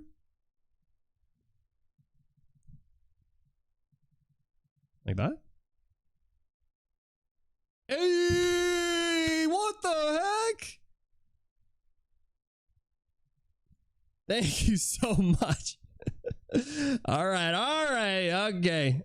Let me show you guys some crazy stuff. All right, you guys have shown that you're eager for it. Okay, let me get some stuff ready. Let me get some images ready for you guys. Thank you so much for the gifted sub, Funky. Thank you for the gifted sub, Sweet Lime Juice. And shout out to the hype train that we got right now going on. Thank you for the hype train, level 4 hype train. Appreciate that. Let me get some stuff ready. All right, we'll do it. Let's see. Okay, here's the thing. Do you guys, okay, I proposed that I'm going to show you guys 2 backgrounds. Right? I'm gonna show you guys 2 things because we hit 140. Do you guys want me to do 1 background and 1 character stuff, or 2 backgrounds? Or do you guys want all 3? 1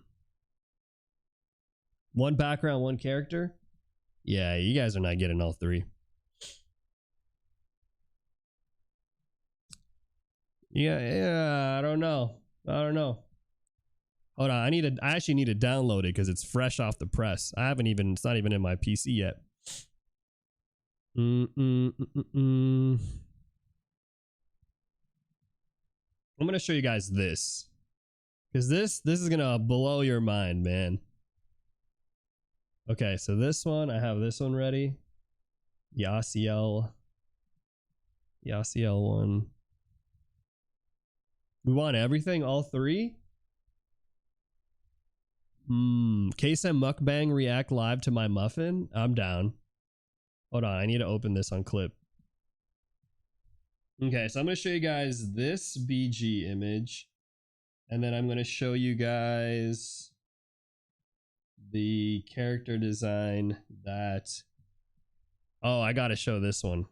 Hold on. This is the one that Kelly did. Kelly's one of our character designers on our team. She's been training under me, and let me say, wow, dude, she has done such an amazing job of just like understanding my style as an artist. It's kind of weird because I look at the stuff that she submits and I'm like, dude, did I draw this?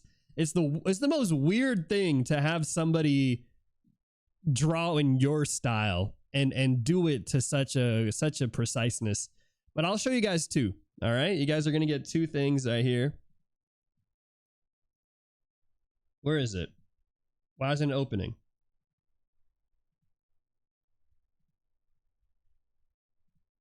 Okay, here we go. First one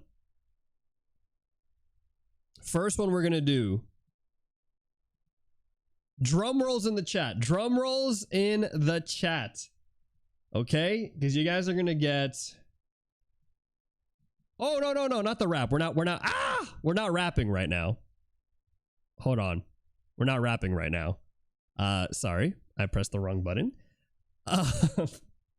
Drum rolls in the chat. Spam some emotes. Let's get some hype out here. Let me pause the music. Here we go. Let me switch to this scene. First, I'm gonna show you guys the character stuff. Okay, here's the character stuff. Ready? Get some hype in the chat. Hype in the chat. Here we go. Damn. Okay, hold on, wait. Let me hide the timeline. Hide the timeline. Damn. Let's go. So good. So good. Kelly out here.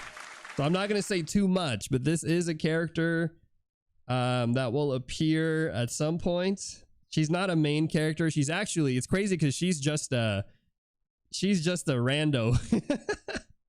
But even our random characters look good, bro. Even our random characters look so good. Kelly's killing it. Kelly is killing it. Look at the decay. This is the decay. This is that OCL decay, guys. Nasty. Nasty looking. Woo, woo, woo. But yeah, the craziest thing is she's just a background character, which is great. But Kelly's done an amazing job really understanding my style and landing it. So shout out to Kelly. And then let me show you guys. This is the real big drum roll, because this one you guys have not seen. You guys have seen this one before. You've seen the rough version of this. But let me show you guys some stuff that nobody has seen. This one right here, let's get some real hypes. The real hypes in the chat. Drop emotes, everything. I want to see the chat just filled with emotes. My style is hard. Yeah, I feel bad. I feel bad for my character design team, because my style, it's kind of like a fusion, I would say, of whoa,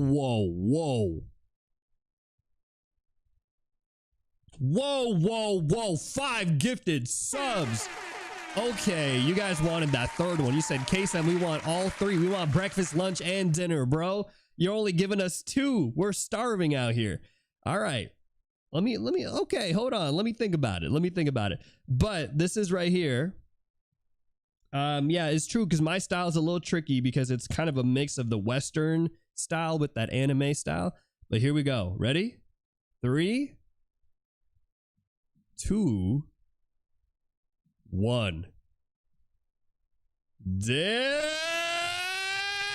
Let's go! What are we even looking at right now, bro? Oh my God, ACL City looking crazy. Oh my goodness, bro. This is a whip. This is a whip, mind you. Look at the peep this. This is merely a fraction of our power. Okay? This is merely a fraction of our abilities. This is looking so good, bro. Oh my goodness. Shout out to Riddell. Riddell is crazy. Oh man, he's going off the chain doing some concepts right now. This is the whip right here, bro. This ain't even the finished look. This is just us scratching the surface.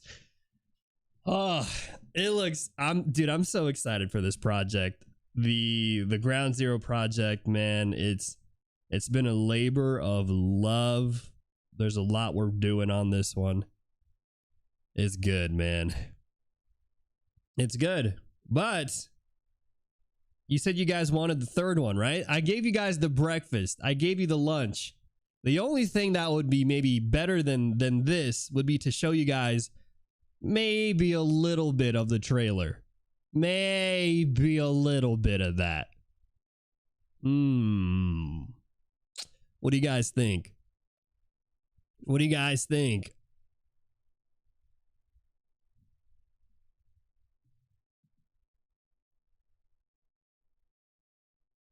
Stop! Damn! 20 gifted subs? Okay, all right, okay. You said, oh, sheesh. All right. I'm gonna give you guys for that. You guys are gonna get a little bit of the trailer. You guys are gonna get a little bit of the mind you, this is still the animatic. We're still making it a work in progress. But I'll show you guys a little bit of the trailer. For that, yeah, I'll show you guys a little bit. This is getting out of hand. This is getting out of hand. Hold on. I'm trying to get the trailer ready. I'm going to let you guys hear the music. I'm going to let you guys hear the music of the trailer first. Okay, let's just vibe out real quick. Listen to the music of the trailer.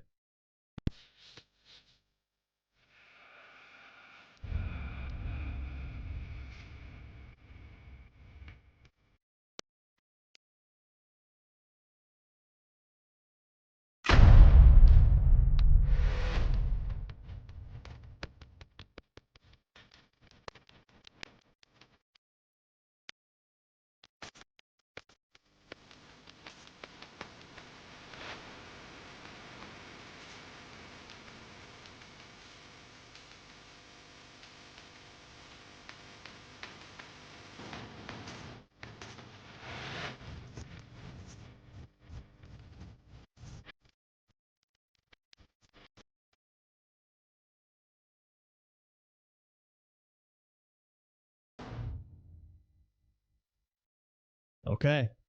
All right, now I'm going to show you guys. You guys get a little bit. You guys are going to get a little bit, okay? Okay? I'm going to show you guys now. Hold on. I'm going to show you guys a little bit, okay? First of all, the BG is insane.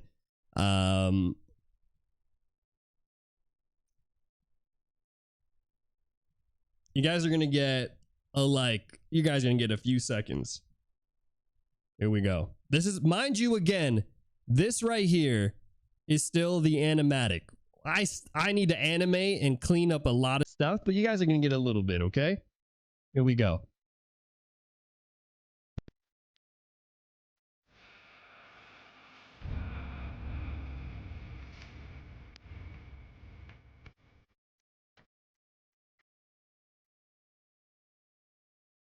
Okay.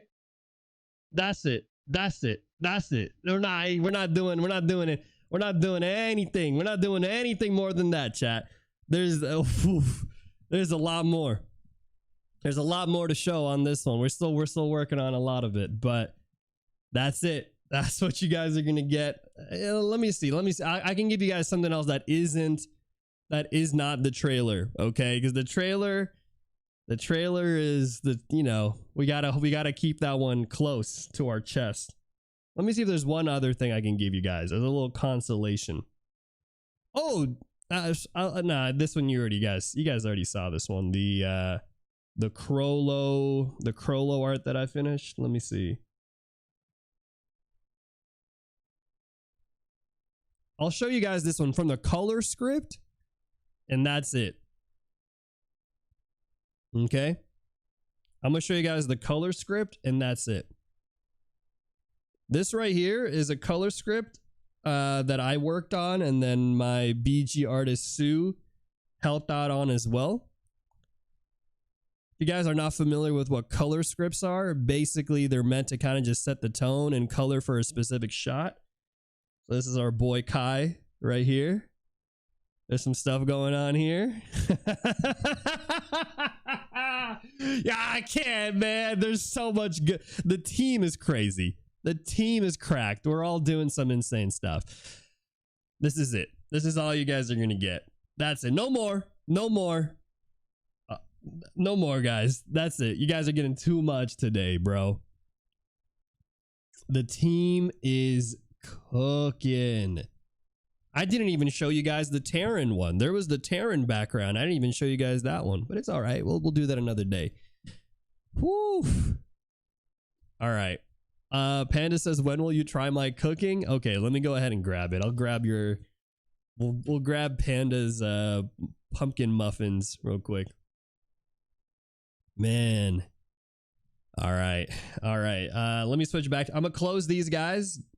Okay, absorb it, take a look at it, enjoy it, and we're gonna go back to this. But let me go grab some muffins.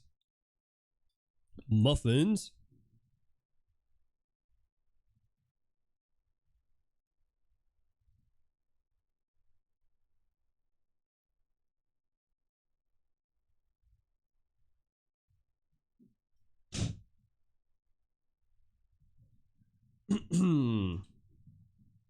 All right, hold on.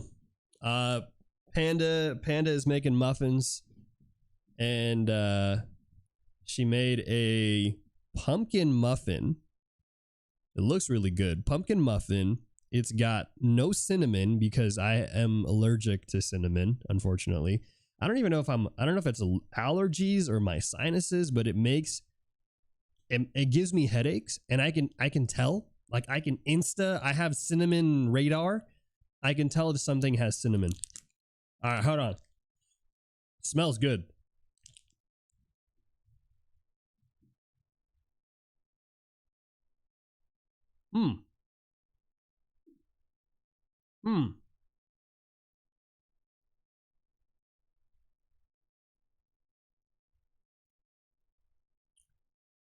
Eat the paper too? You guys want some? Here you go.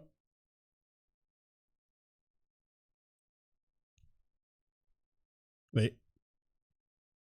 Damn, look at this HD. Now you licked it? Hey, Dad, come on, bro. It's extra flavor. This is really good. Thank you for the muffin.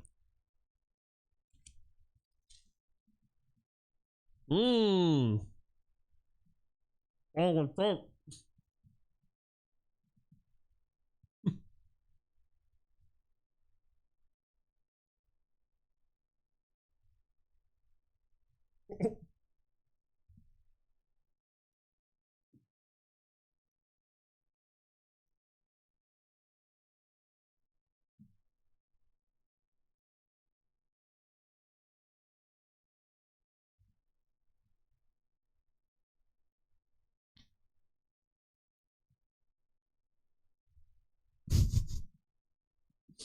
Okay.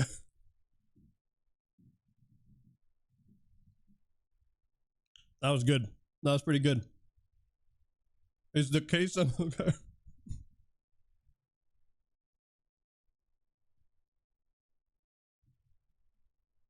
Surprisingly, a really good muffin.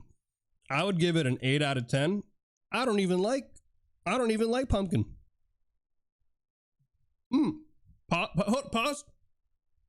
Don't cancel me. It's not that I don't like pumpkin. I just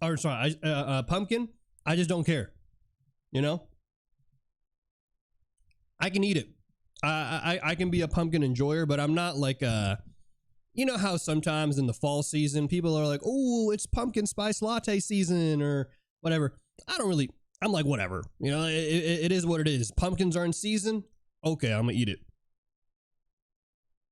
You only don't like pumpkin because most desserts with pumpkin has cinnamon. Yes. Yeah. No, I think that might be it. I think I have been negatively trained. What is it, like Pavlov's dog? I've been negatively trained where whenever I see pumpkin, I just assume that it has cinnamon in it, and I'm like, I can't eat it. But I don't know. What do you guys think? Is that an allergic reaction? If I eat cinnamon and I get headaches, or is that just me? Am I just a punk? I don't know. I think it might be allergies. Yeah, I have been trained to just not be interested in pumpkin, but I think if I eat more stuff like that without the cinnamon, I think so. What's your favorite muffin then? Yo, but the banana muffins with like with walnuts or almonds in them. Yeesh. 10 out of 10. Those are good. Or like chocolate chip ones. Banana muffins with chocolate chips in them. Oh, bro. Dangerous. Dangerous. I could probably pop like 5 of those in my mouth. Have I gone to a pumpkin contest? No, actually, no, I have not. I definitely have not. I don't even know. I'm sure they have them in Los Angeles. I don't want to say I don't think they have them, but I don't think they're common in Los Angeles. I think you'd have to go a little bit more into like the valley or something. Probably allergies. Lemon? A lemon muffin? Lemon muffin? Lemon muffins? What are those? Oh, like a tart type of thing? Tart? Maybe those are okay. Guys, I am fighting the urge. I'm fighting the urge so hard right now to not flip my canvas. It is surprisingly hard. I'm trying not to, man. Double chocolate chip zucchini bread. That, you know what? I think I've had that before. And it's pretty good. Like a carrot cake type of things.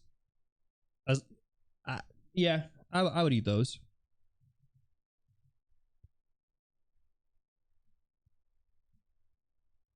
Wait, this actually looks better than the one I drew on the other side. What the hell? What? Okay, interesting.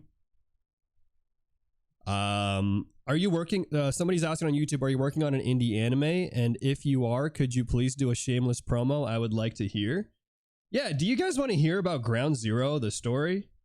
It's been it has actually, normally I say it's been a long time, but it actually has been a minute since I've told people about the story of Ground Zero. It has probably been months since we've talked about it on stream, since maybe I did the whole like character design challenge and stuff. Someone on YouTube said, why are you drawing them separately? They're just mirrored. You just need to just fix it. No. Here's the thing. It is very easy. It is so easy, in fact, to flip it and mirror it. But I think it is better to develop your skills and to be able to draw heads from any angle. And that is why we're doing it. It's very easy digitally to just go whoop, select, flippity flip. But this is from a training perspective. This is from from an educational perspective, right? Yeah, that is why. But I did talk about it earlier. I am 100% fully aware that you could just flip all of these, but instead we are not going to do that, and we're going to train ourselves to not flip the canvas and to draw the heads as we see them. And it's going to make me cry. It's going to make people cry. All right, let me give you guys the lore of Ground Zero, because it has been a minute. I know some of you have probably not been here, and so maybe you're joining for the first time, you're following along, or whatever. So yeah, let me talk about that. So what is Ground Zero? So first of all, Ground Zero is the story that I have been working on. How should I? No, it's a story that I had an idea for back when I was in high school. So it's been a while, okay? Some of you are going to joke and say, oh, you mean like the 1940s, KSM? Sure. It's been a minute, okay? It's been a while since I conceived this idea. But at the time that I wrote the story of Ground Zero, it was nothing more than just an idea about what would happen if a alien crash landed in the middle of the street, right? Like, it was me. I was on the school bus one day, and I was looking out the window like every kid does, right? I was looking out the window, and I was just imagining characters hopping, like whoop, whoop, whoop, characters hopping off of buildings, and I was like, what would happen if an alien kind of like crash landed here, like, ooh, like standard shonen stuff. And that was literally the premise of Ground Zero when I was in high school. It wasn't anything complicated at all. It was literally just that, right? But as I got into streaming and stuff, people would always ask me, and this is like more recently, people would always ask if I had an original story. And to that, I would say, oh yeah, I have this story called Ground Zero. In reality, I didn't have any story. I want to be clear. Up until probably the beginning of this year, Ground Zero had really no story whatsoever. It had some character concepts. It had some cool aura farming protagonists. You know, the standard, the standard shonen formula, right? Like, let's make a protagonist that can aura farm, and then we'll write a good story around that. And so that's kind of what Ground Zero was for a long time, was just aura farming characters. And I'll be honest, you know, it wasn't good. But this year, I really wanted to really invest in that aspect of storytelling. I did feel like I don't know. I had always liked storytelling since I was a kid, but I was always afraid to do it publicly, right? I was always afraid to do it on my streams because I don't know about you guys, but I get scared. I get scared of sharing my ideas and then having people be like, oh, this is so stupid, bro. This guy thinks he can write a story. I don't know what I was thinking, but I was thinking essentially that I wasn't going to share it. But I figured, you know, let's change it up. I don't care if I would rather have a story be done and be bad than have never written any story, is what I told myself, right? At this point in time, I was just going to end up never writing anything with that kind of mentality. So I said, okay, let's go write the story of Ground Zero. So with that being said, as a precursor, let me tell you guys a little bit about the story of Ground Zero. So to start things off, Ground Zero is a sci-fi dark fantasy. And what I like to tell people is, if you're familiar with Berserk, the anime and manga Berserk, then this will make your life easier, because what I tell people is Ground Zero is like if you took Berserk and you threw it into outer space. Okay, sci-fi Berserk. Now, that's not meant to say it's one-to-one and there's like demons and tattoos and whatever have you, right, and markings, but it's more about the tonality and some of the human themes that occur in Berserk, which is something that I'm very fond of. But Ground Zero, it's a sci-fi dark fantasy and heavily inspired by my love for all things sci-fi, all things psychological thriller. I'm a big fan of sci-fi movies. I'm a big fan of like David Lynch, David Fincher, Christopher Nolan, all of those, you know, movies that make you feel like you got to think a little bit after you watch a movie, right? So with that, the story of Ground Zero on a high level, this is what I always tell people, is on a high level, it's a story about aliens, right? It's a story about these two alien races who have been at war with each other for a quick minute. One of them is the Terran, and the Terran are this race of shapeshifters that not like shapeshifters in other stories like Beast Boy or whatever, where a character can just transform into an animal and then transform back. These aliens that transform, their transformations are semi-permanent, meaning that whenever they are changing form, they are kind of ultimately changing their overall structure of their body. We're talking molecular, we're talking muscular, and skeletal anatomy, it's changing, right? And in the theme of Ground Zero, everything always comes as a sacrifice. Everything is always about sacrifice, and the overall theme of basically what are you willing to sacrifice to make a change. That's kind of one of the big main pillars of the story of Ground Zero, right? What are you willing to sacrifice to make a change? And so for the Terran, what they do is that as a result of them transforming, and there are many reasons why they might change form. Part of it might be for their work. Part of it might be for the necessity of their environment. Part of it might be for, whatever the case is, right? But when they do change, what ends up happening is they lose parts of their memory. They lose parts of their identity, right? And so to the point where eventually they become the mindless beasts that roam the land, right? It comes a point where they just eventually become these creatures that just are there. So that's kind of the Terran. Now the Asiel are the other side of this, and they are an alien race that can see past, present, and future, right? So they have this kind of this future sight that you might want to call it, or they're I sometimes call them time seers. The canonical name for their ability is known as fractal sight. I think it's a great term that not only encompasses the way that they're able to see different things, like how a fractal, when you take a light beam and it splits up into different fractals of light.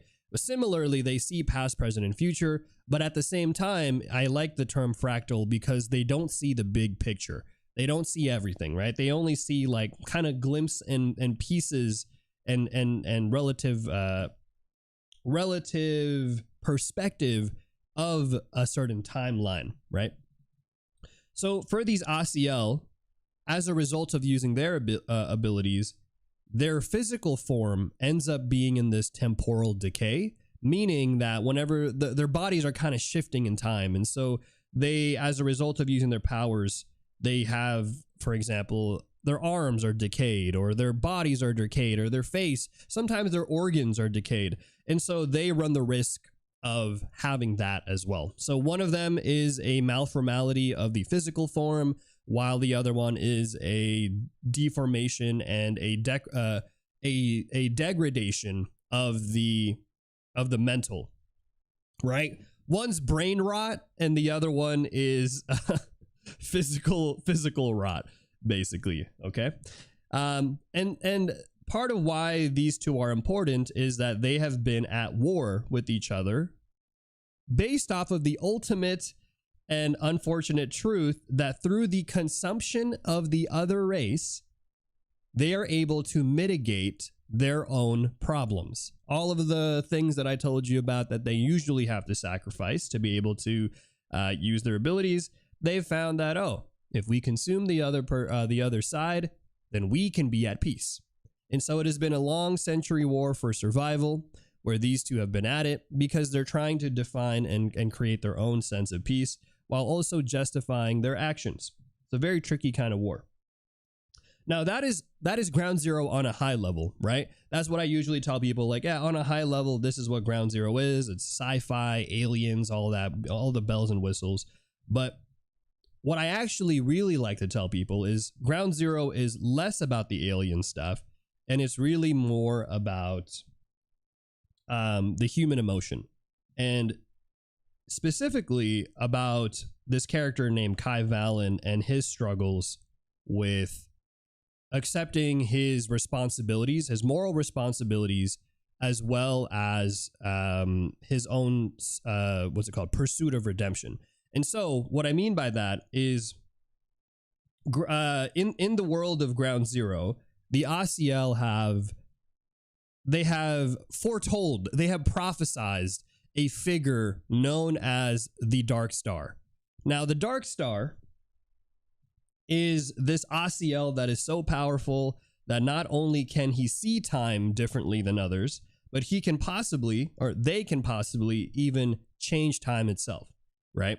And like many other Messiah style stories, right? We're talking Avatar, The Last Airbender, Lisan al-Gaib from Dune, and literally other prophetic style stories that you might have heard or seen from like the Greek tales, which are very much well known for doing this. Our character is not different in that he is meant to save the world, right? His whole purpose that has been bestowed upon him, the weight on his shoulders, is that he's meant to kind of, according to his people, he's meant to be the one that's meant to bring the end to this war.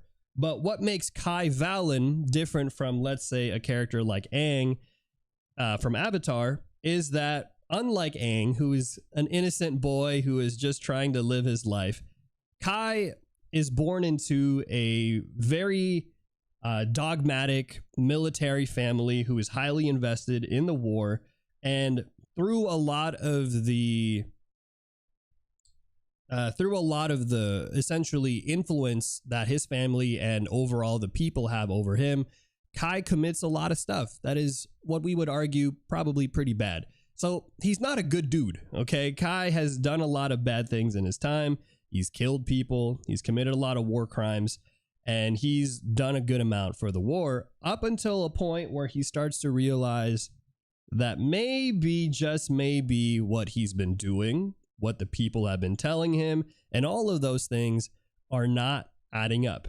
And he starts to doubt a lot of what's happening, leading him to desert the war and hopefully seek some better understanding of how he is meant to be a hero in this story, right? And then there's a lot of other stuff too, where eventually he crash lands on the planet. He meets a character named Adon, and then he meets also this other character, Reyna, right? All of that stuff. But basically, the story of Ground Zero is really a story about it's a story about responsibility, moral responsibility versus redemption. It's a story about change versus identity, change versus repetition. It's a story about coming to terms with, again, sacrifice. We talked about sacrifice. And so that's kind of what Ground Zero is, right? It's a story about this guy who has done a lot of bad things that he, because of his powers, he's constantly reminded of. But he's also, at the same time, because of his powers, reminded of many things that will possibly be due to his hand, right? Like that he would be possibly responsible for. So he's not only burdened by his future or by his past, but also burdened by his future. And so, yeah, that's Ground Zero. It's a sci-fi story. It's pretty fun, I think. There's a lot of cool concepts and character stuff. We're working on it. There's a lot more I could say. But that's usually what I pitch to people, just to kind of give them a little bit of a high level of Ground Zero. It's I think a story that probably many of us can hopefully relate to, the concept of having regrets in life and feeling like we wanted to make a change, right? I'm sure to some degree everyone here has desired to change something about themselves. And that's kind of it. That's the story. It just so happens that he's also a soldier in this war, that his choices ultimately will dictate the results of this war. Yeah. And where is he? That's this guy right here. I keep flipping the canvas. I cannot. I am the regret. No. But yeah, there's a lot of cool stuff in this story too. Like Adon is a really cool character. So the story of Ground Zero and part of what the trailer is going to hopefully showcase is that as Kai is trying to run away, right, from his responsibilities, which is what we talked about earlier, he finds himself marooned in space, where eventually his ship crash lands onto this planet. And he finds that this planet is none other than the enemy Terran planet, right? So he crash lands on this planet. And when he's there, he's greeted by this Terran whose name is Adon, right? And again, mind you, Kai is ACL, so he's on the other side. So he's greeted by this guy named Adon, and Reyna too, who is an ACL. Things get a little messy here, but she's an ACL servant for Adon's family. So they're friends, but also kind of a weird servitude-esque relationship going on there. But they find Kai, and as a result of finding Kai, they try to... I don't want to spoil too much, but they try to help him. They try to help him go back to space, basically. Yeah, that's all I'll say. There's a wiki page. We have a wiki page that somebody in the community did make, so you guys can You guys can learn a little bit more about the Ground Zero lore and all of that stuff. And we also have a public mural board that you guys can check out as well too. So there's a lot of places to get lore for Ground Zero. Someone on YouTube's asking, is it possible that you get fired from your own studio in the future? Totally possible. That would only really happen if, for example, other people have vested interest in the studio, and in which case they could maybe vote me out. That's totally possible. Right now, no. Because I am the sole owner of the studio.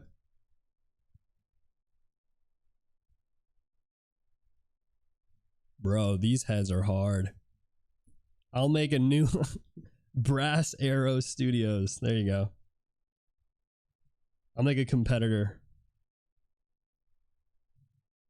It's funny because a lot of like the big studios, right? Like Mappa, for example. Mappa was essentially a bunch of animators from a different studio. I think, oh man, I don't know if it was Gainax. I don't want to give false information, false lore, but it might have been Gainax. And I don't think they were happy with what was happening over at Gainax. And so then they made their own studio. Oh, Trigger. It was Trigger. Did Trigger do that? Wait, was Mappa an extension of Trigger? Because wasn't Trigger an extension of Gainax?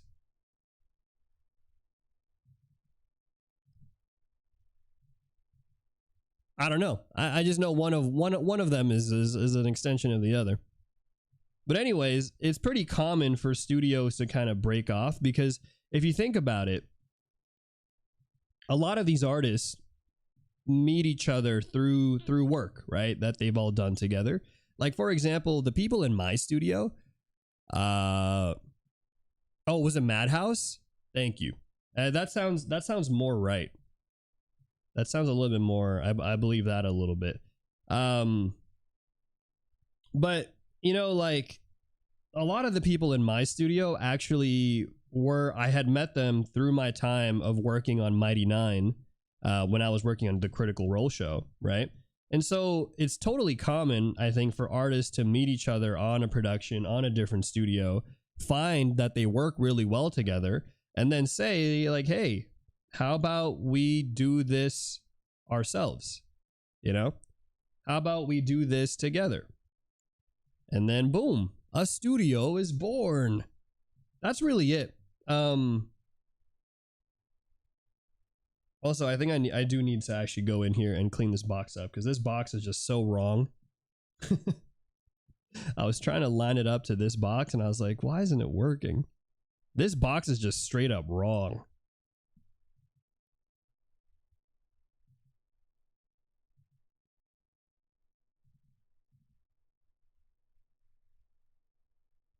Something happened with Image Comics back then? Oh, yeah. Oh, interesting. You worked on Mighty Nine? Oh, yeah. I worked on Mighty Nine for... How long did I work on Mighty Nine for? A year and a half? I was on there for a minute.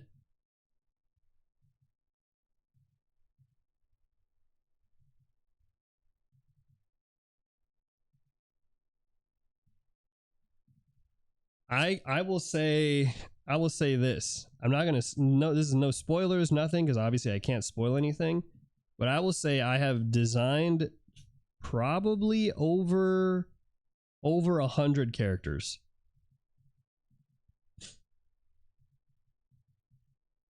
A lot of characters. There's surprisingly a lot of characters. There you go. This is what I needed to do. I needed to do the box and really align it properly, because what the helly what the helly was going on? Oh, off topic question. Yo, how's it going? Thanks for the follows, by the way, guys. Shadow and narrow bobbert. Hey, I have an off topic question. How long did it take you to learn how to instinctively draw boxes and heads in perspective? I am still learning every day. even this, right? Like I think like I could probably do this. Wait, did I flip the canvas again? Nah, shit. I should just disable canvas flip, if I'm being honest. That's the true way to do it. Kasem will be running a 180-second ad break shortly. Thanks for supporting the stream. I'm still learning every day. I mean, this part of why I do exercises like this and I do them with you guys is that sometimes I'm drawing a character and then I'm like, oh, hold on. I think I forgot how to draw a head. So then I go in and I do stuff like this to remind myself that I know what I'm doing, you know? But yeah, I would say, I mean, to get to a place where I felt pretty good about it, maybe that's the question, right? Like not master it, but to get to a place where I'm like, all right, I could do this reasonably well now. I would say it took me, I don't even know. I mean, maybe a year? Maybe 2 years?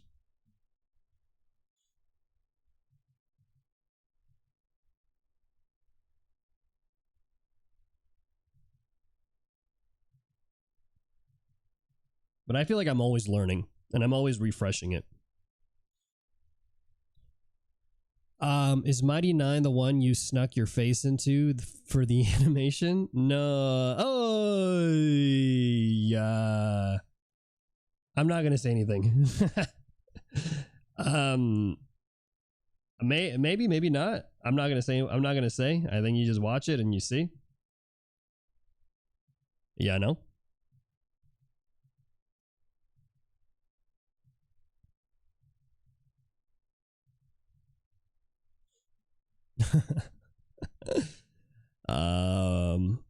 Off topic. Do I like?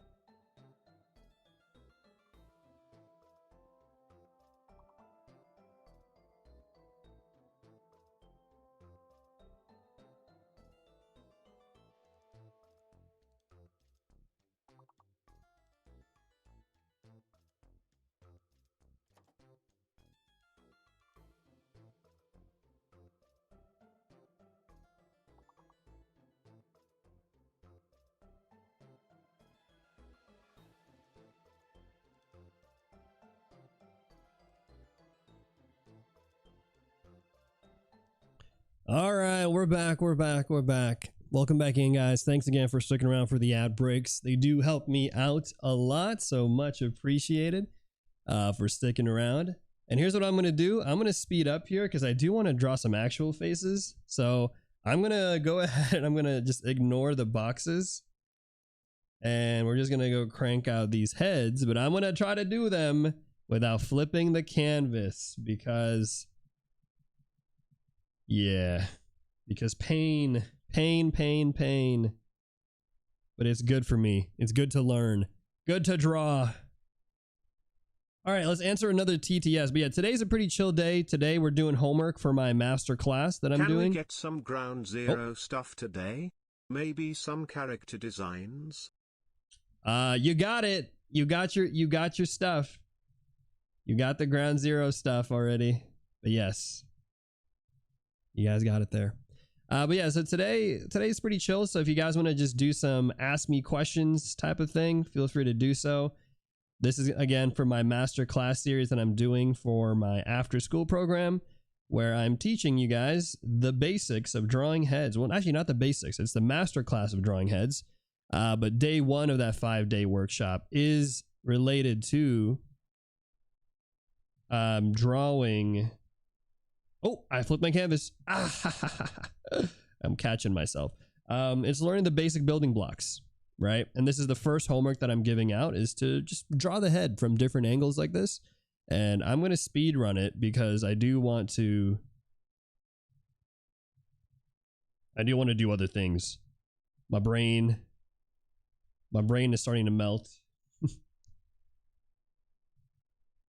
from doing studies. You guys ever feel that way when you try to do a study? Just like you just hit a point where your brain starts to hurt. Not like in a like a you got a big headache type of thing, but just like a, oh man, knowledge, like a long day of class, and you're just like, my head. That's kind of where I'm at. Like, you know, like I got to do it, and I have to I gotta be quick here, because if I take too long, I think I will start to go insane.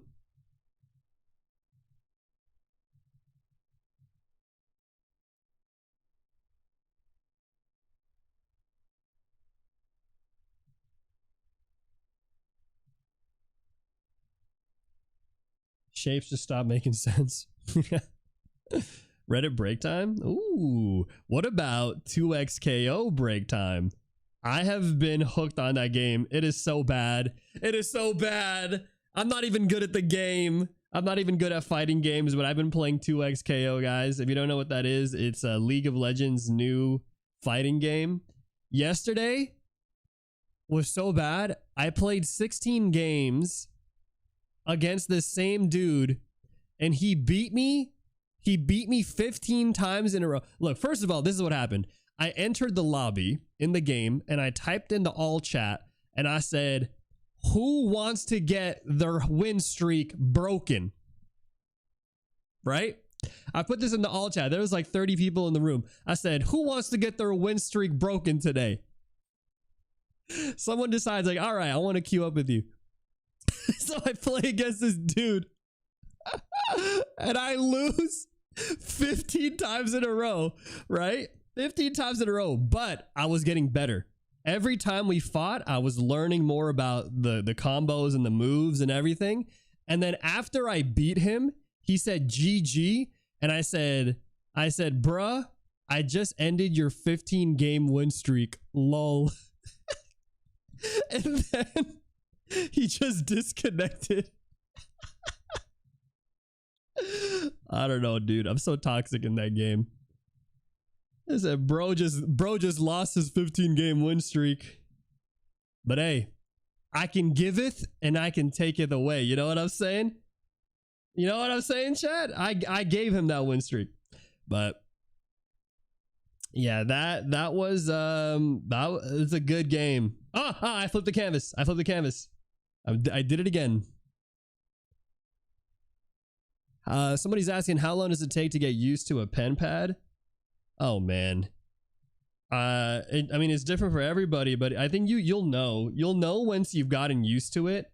when you're no longer thinking about it, you know, like you're just doing it now. You're just creating. Things feel good, things feel happy.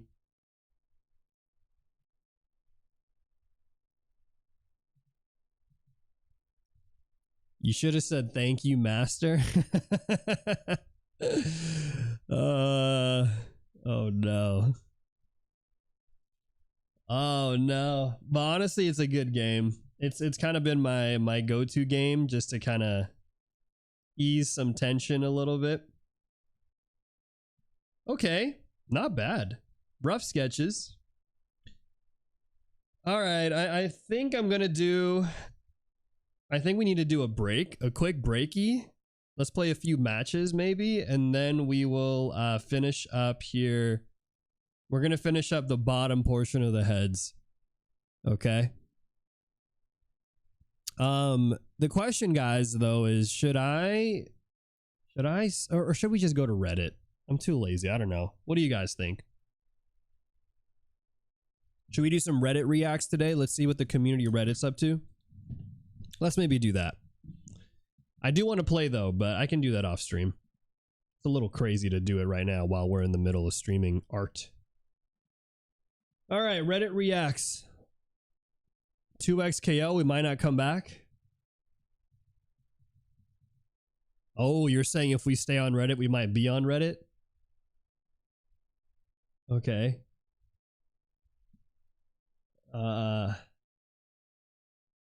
New layout?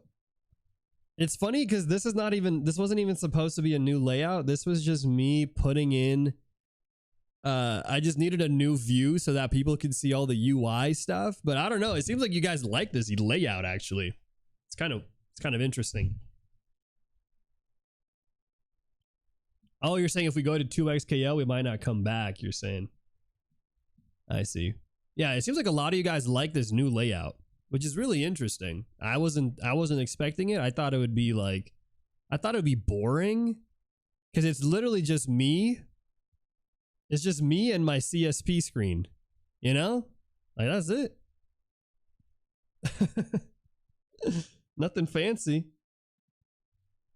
Maybe I'll move this a little bit more. It's clean and nice. Brings you guys peace.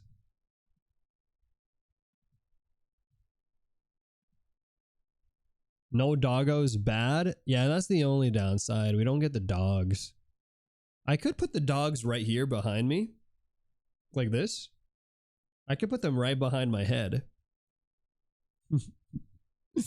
Nice to change it up once in a while. Okay, well, if we do Reddit.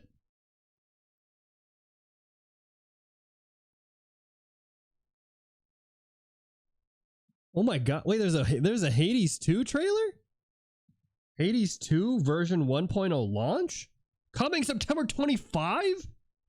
Wait, can we watch this? Whoa, whoa, whoa, what are we even talking about right now?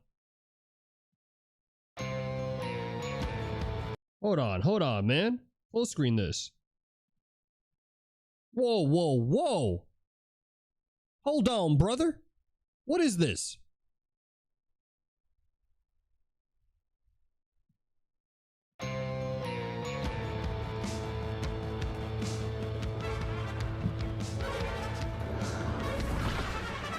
Well, daughter of Hades. Oh my god. Oh, the animation on this is tweaking.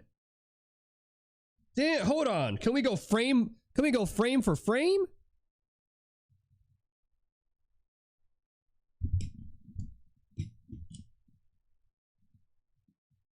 One.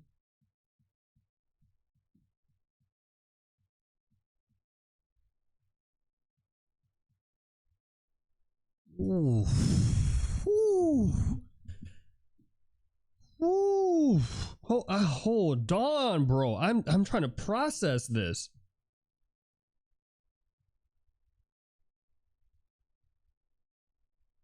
Daughter of Hades. Princess of the underworld. God, what is this trailer, bro? The art. Oh, damn. The art looks so crisp. This is what dude, this is like this is peak stylized 2D art, bro. It would seem that you are finally... Oh, dude. Sorry, I'm geeking on each frame, but like, look at this. Look at the detail they did for the back muscles. They didn't need to do that. They did not need to do that. Look at this.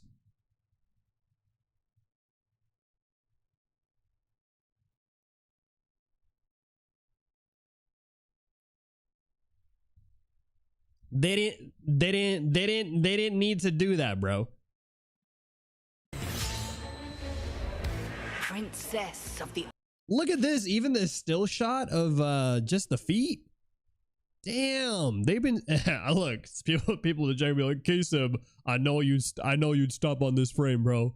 No, bro, look, it's a good frame. This is a good frame. Okay? Look at that. This is even this still shot is detailed, bro. Underworld. It would seem that you are finally prepared. But time itself is... What? What the hell was that transition? Twisted ab body? Okay, hold on. Okay, so we have a medium shot.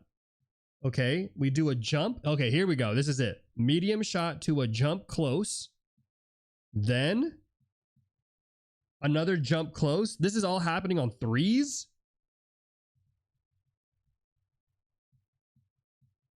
Shift down. Okay.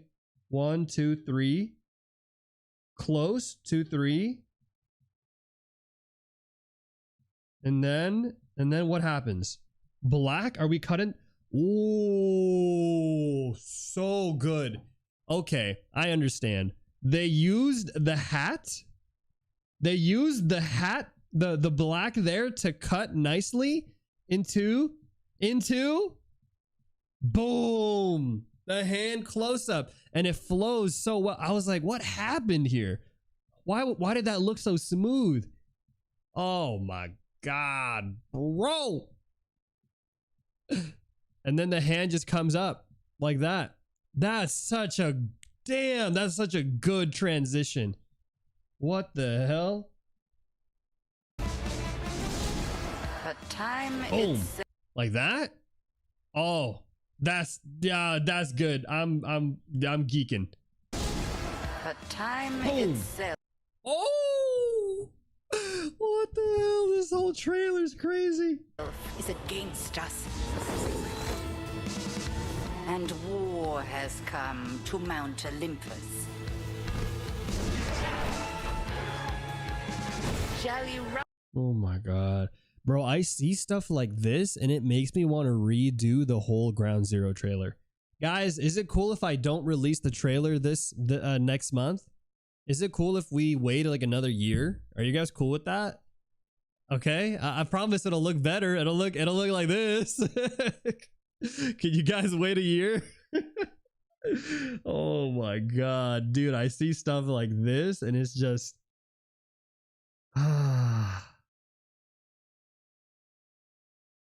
this is crazy. Rush now to your family's defense.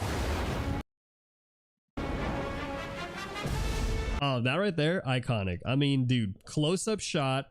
Look at this. Look at how simple, mind you, this is such a simple shot, but the fact that it's so smooth and they took the time to animate across. Watch this. Let's count it. Let's count all the new frames, right? That's one. Okay, one frame. This is just lighting change. So still one frame. Still the same one frame. I'm gonna count the hairs separate. So if we let's count the hair separate. So this is all still one frame.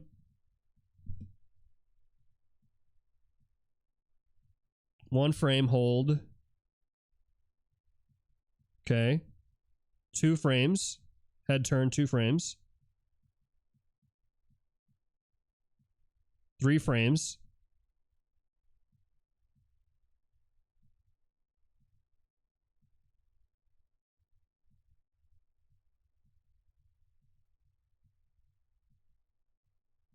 4 frames. Oh, wait a minute. Are they tricking me? Are they using the same frames? So it's still 4 frames, 5 frames. Oh my God.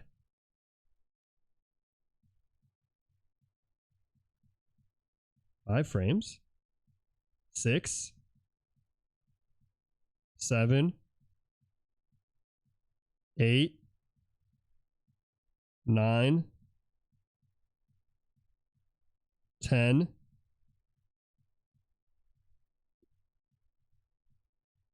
Still 10. No, 11, 11.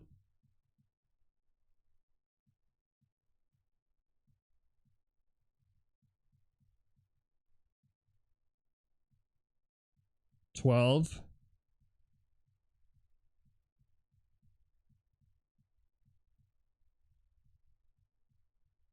Still 12.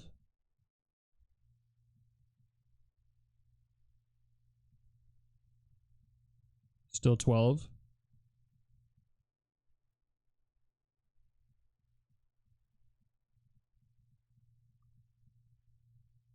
Still 12.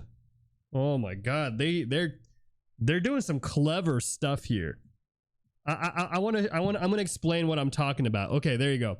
So look at this. This is what I'm saying. Okay, look. The actual the actual number of frames on just the head turn is 12. Roughly. I might have missed one or I might have added an extra, but it's roughly about 12. I'll say somewhere between 10 to 13 frames. You don't count the hair because the hair is going to be animated separately. But this is just 10 frames, right? Let's just say 12 frames. Your family's defense. But they took their time to change a lot of the frames with impact. And it's so good. What the hell? Defense. Because that's a 2 second. So that's a 2 second, right? So it's 2 seconds, 48 frames. Half of those frames are new for the character, but I think every single frame, maybe every 2 frames were like different. And they changed it. Like they added so much to each of the frames.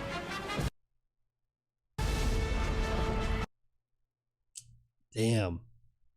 This is again like it's subtle because you don't see it, right? Like you'll miss it if you just watch it. Defense. It's like, okay, cool, a close-up headshot, right? Close-up headshot turn, but you guys saw when I broke it down how many frames are actually going in there and being altered from the hair. I think every, if I'm right on this, they're animating on 2s basically. So they're animating 24, sometimes even on 1s. 1, 2, 3, 1, 2, 3, 1, 2, 1, 3, 1, 2. So 3, 1, 2. Yeah. So sometimes they animate on 2s.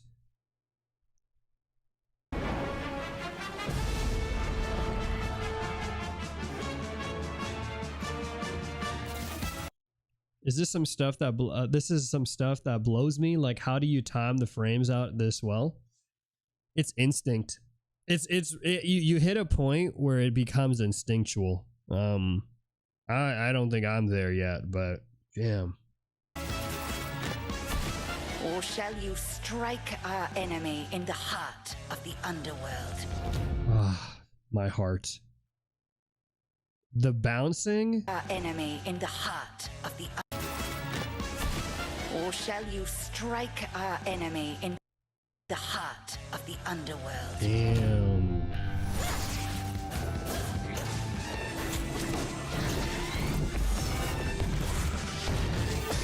Hold on, what do they even do there?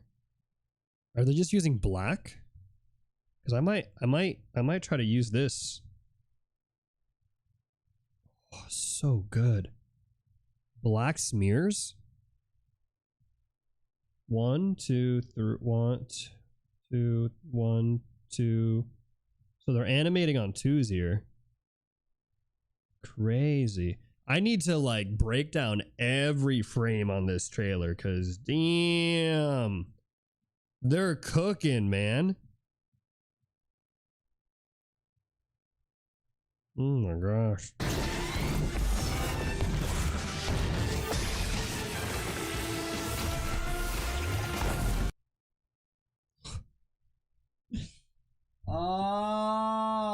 I feel like I could spend the whole stream looking at a 2-minute video. This is how insane the animation on this is. This shit's so good.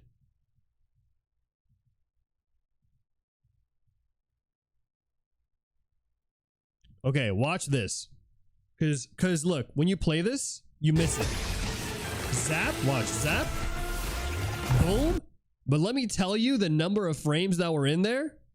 Oh my. Like why look at this. You miss all this. All the stuff on the BG. We're getting a flash.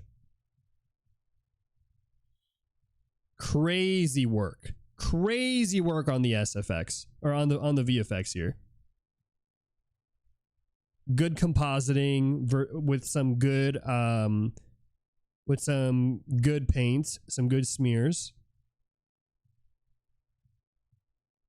But look at this. These are being animated on 2s. Here it is. Look at this. They show you the guy's face for a split second.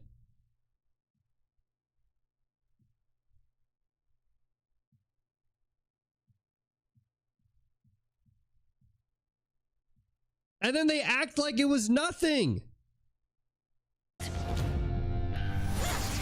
Like they didn't, what I'm trying to say is they didn't have to do that, right? They didn't have to do, they could have cut it. They could have cut it, I'll show you. They could have cut it right there. No, right before this. They could have cut it right here and then gone on the next shot to be right here. But they decided that they just wanted to flex. This is what they're doing, right? They just said, let me flex. Oh, hold on. I realized that people on YouTube Vertical, you guys can't even see my reaction. What a shame. YouTube Vertical can't see what I'm reacting to. They're just flexing on us.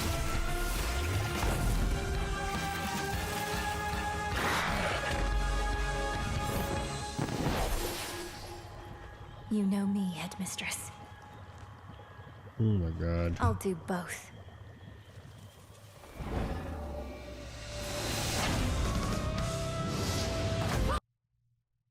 Hold on. Wait, hold on.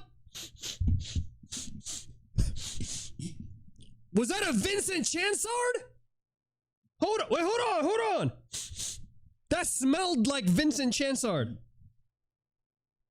Hold on.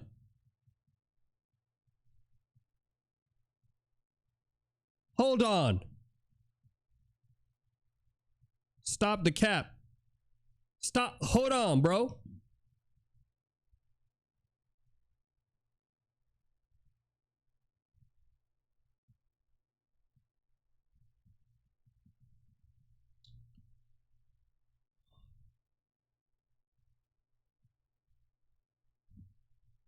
Hold on, bro.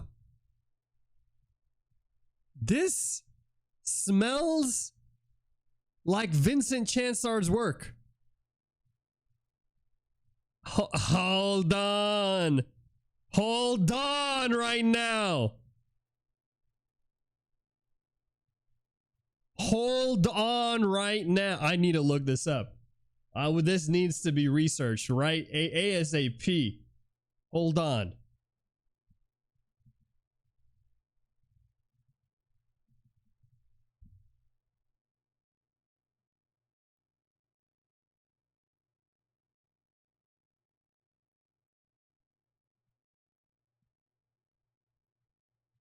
Let's see.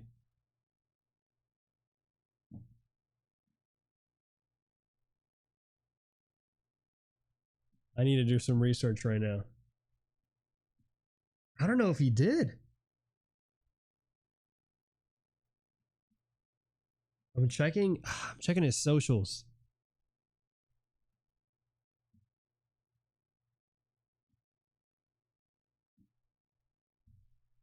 '80s 2 trailer?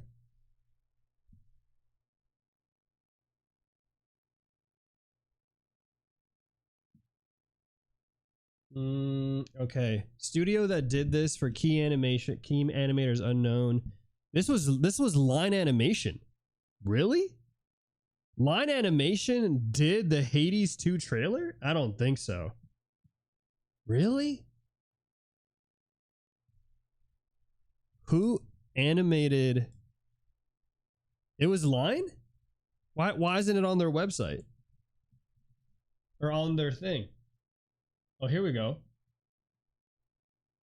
By Katsuka. Okay, so it was Lou V, hair design by Amanda. Storyboards was Neil. ZHD, art director. Okay. Damn, Line Animation. Crazy.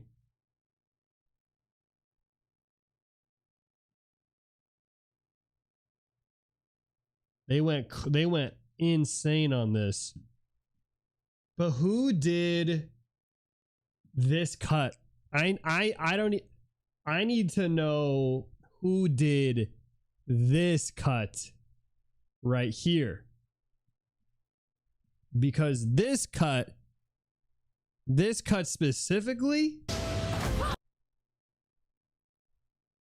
this cut smells like a Vincent Chansard cut. All right, we can watch the game though. It's now or never. We witches oft are underestimated, but I'm well aware how capable you are. I have to be more than that. This family, they deserve their vengeance. But I cannot stop Kronos on my own. Pause. I mean, the character art speaks for itself. The character art speaks for itself. Cannot stop Kronos on my own. Will you aid me? We got your back, sister, so just keep moving forward. Care for a little wager here? Bet I'll take more of them than you. Let's see how strong you really are. Okay. Honestly, I've never played the games, so I'm not too familiar with the games. I don't really care too much. I'm more impressed with the animation, bro. What the hell? Is this... Hold on, I need to see the director. I gotta see this director, Lou Carnas, director in Line Animation, Canadian in Great Britain. Interesting. They're going crazy.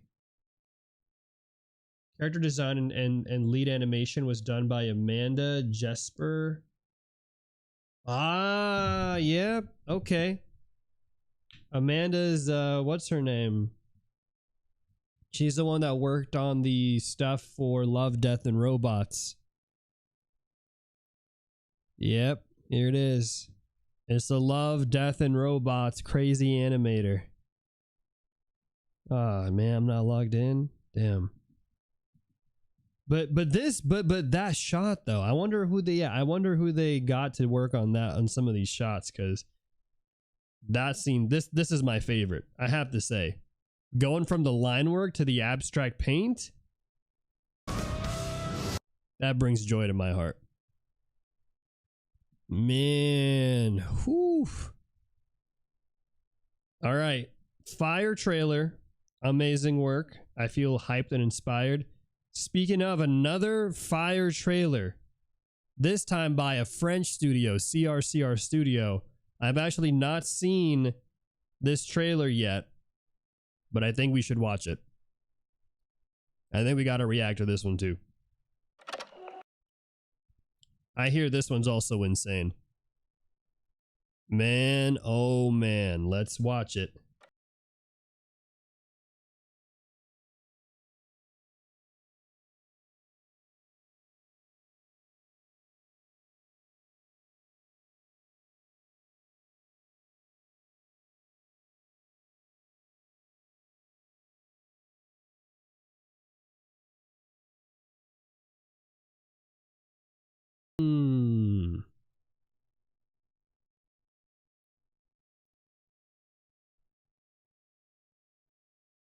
Let's look at that real quick. Hey, thanks for the follow, Miss Doodles. Yo, how's it going, CG Peers? Dedication level 100, balancing art practice, anime binge, travel dreams, and studies like a pro. Keep grinding, bro. Thank you, CG. We're trying to keep our lives in balance. I try to not be over just working, you know? I try to have some fun. But damn, hold on. This shot right here, underrated. This is an I think when I look at this shot, part of what I think makes this shot really impressive is it's such a nice ultra wide. Probably what a 16 millimeter, maybe, like ultra wide cam, nice zoom in. I really like is his name Phoenix? I forget. Phoenix on here. I think they probably used some 3D for a lot of the shots. And if they didn't, they did an incredible job trying to make it look 3D.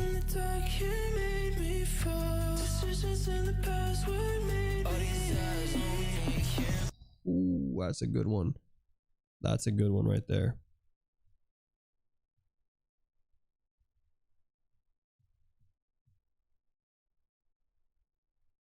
Damn, dude, they're really good at doing these ultra wide. These ultra wide shots? Nasty work. Oh my god.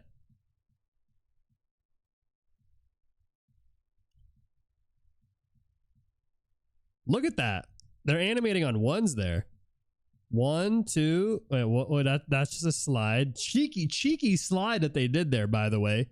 They made it look like they're animating on ones, but really it's the same shot. Then they do a blur cam transition, and then this shot. So they're animating on twos here, but they move the cam in After Effects on ones. So that's how they get some nice smooth fluidity. Like that. Crazy work. Yeah, like you can see it across the board. Look at this. Even though each frame is different, it's technically still being animated on twos. Which, by the way, is a lot of work. Animating on twos? What are you doing? This one's on 3. 1, 2, 3. 1, 2, 3. 1, 2, 1, 2, 1, 2. Ah, shit. Like this right here. Like this. For sure, 3D, right? It's just a 3D it's just 3D blender. Probably like a 3D cam rotation.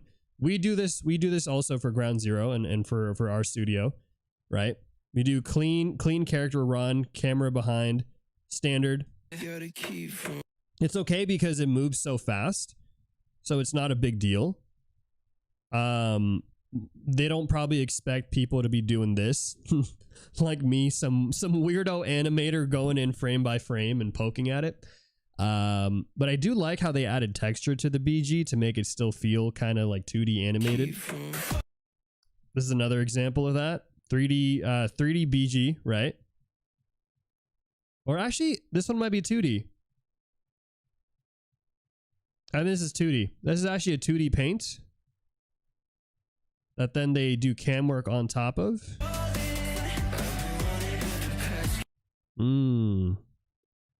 Good effects. But yeah, I don't think this is 3D. I think they might have used 3D models, but this is some good hand-drawn 2D stuff on top. Like that. Yeah, that's hand-drawn 2D.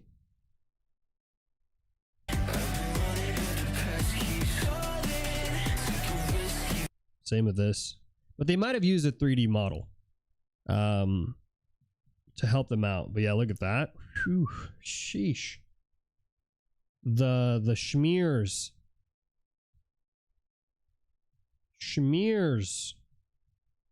The blurs. The impact.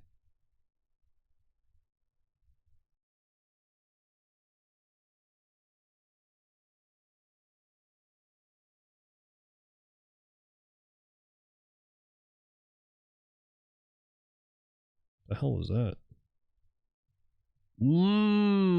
That's a nice quick match cut. Zoom. Focus. Rack focus. And then cut back. Whew. Whew. What are they?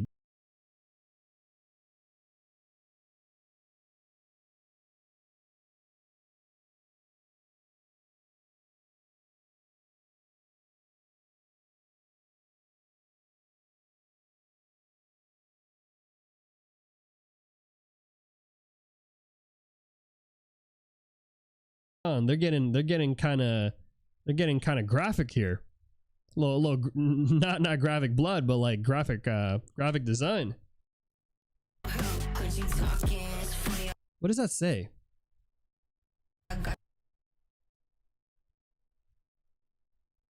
Is this Russian?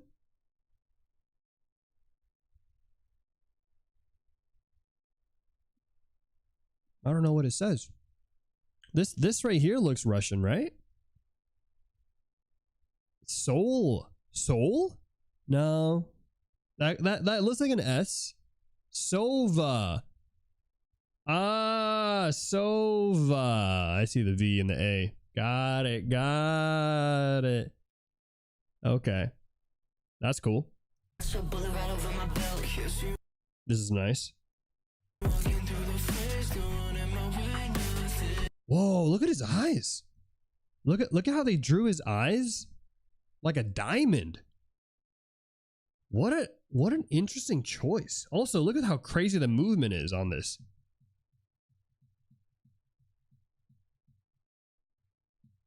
Okay. Here's what we should do. We should watch this through.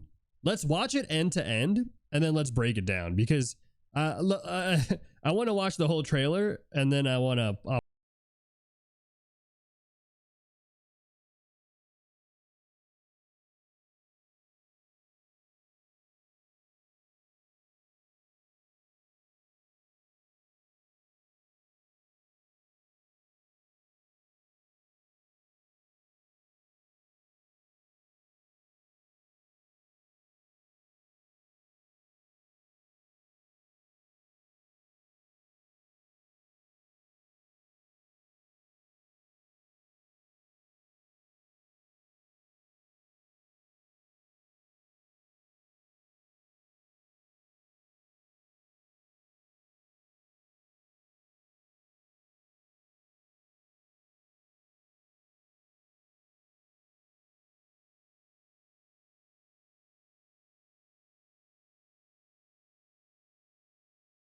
pause for whoa. The first third of this trailer was nice, but this second third, what the hell? What are they eating? Whoa. The second third of this trailer just went crazy. The animation just went like, brrr, it just went up. Whoa. Yo, hold on, sorry, I know I'm not trying to pause. I'm not trying to pause it too much, but there's a lot to break down in this second third, because damn, the animation just stepped up like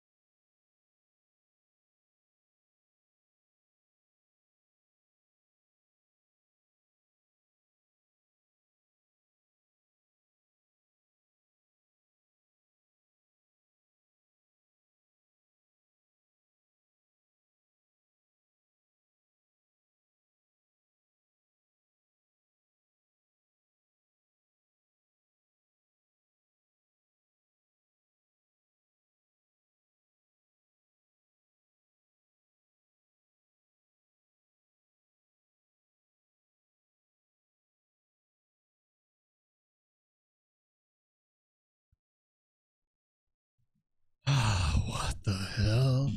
All right, let's see their team real quick. Okay, they got directors CRCR Studio, producers is Mateo Barrera. Okay, production managers, production coordinators Akito. Okay, art direction from Nicholas Dogani, Nicholas Pegon, Jeremy Perez. Okay, assistant directors Mateo Babin, storyboard artists Oleg Benjamin. They only had 2 storyboard artists. Madness. Simon Leclerc, Simon Dumonco. Oh, they're all French, right? Character designed by Gianni. So Gianni Boyer was also, where was he also earlier? Oh, he's also the lead animator. That's dope. So the lead animator was also one of the character designers. Okay, that's cool. Virgil Chirard. Okay. Color script was Simone Dumont. Wasn't Simone somewhere earlier too, or there are just a lot of Simones? Simone. Lead background artist was Theo Carme. I wonder if they were doing. So they had 1, 2, 3 background artists who probably were doing. No, they had more. They had a good amount. 3D supervisor was Hugo. We had 3D generalist Andre. 3D modelization Kevin. Okay. 3D layout. Okay, they had a 3D layout team. Lead animators. Animation teams as Etienne, Favol, Florian, Bung Nguyen, Thomas, Bernard Bowie, 16, Tom, Zoe Plaza, Hugo Demo, Vic Chun. Damn. Okay, hold on. We gotta watch that. We have to.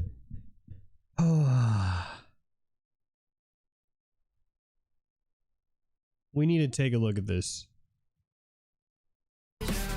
This second third right here of the trailer is probably the best part.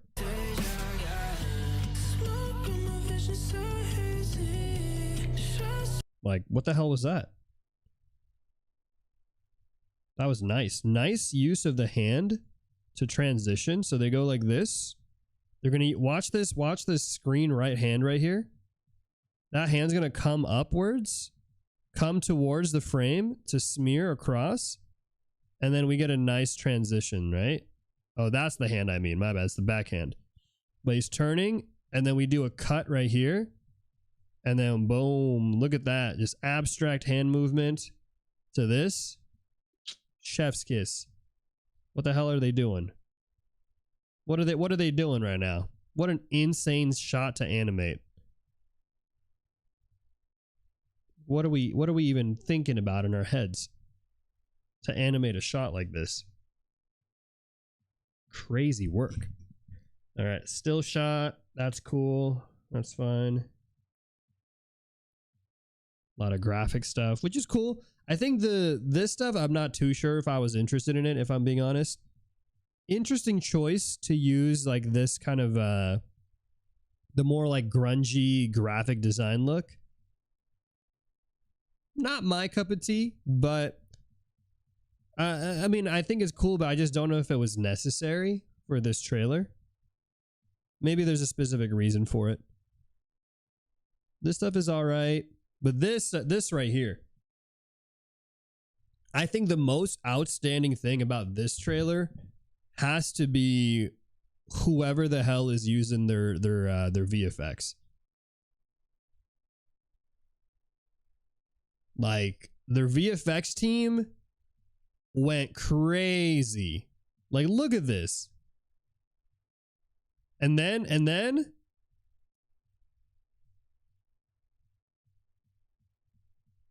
where is it? This right here, subtle. Snake. Look at this, guys. What are they doing?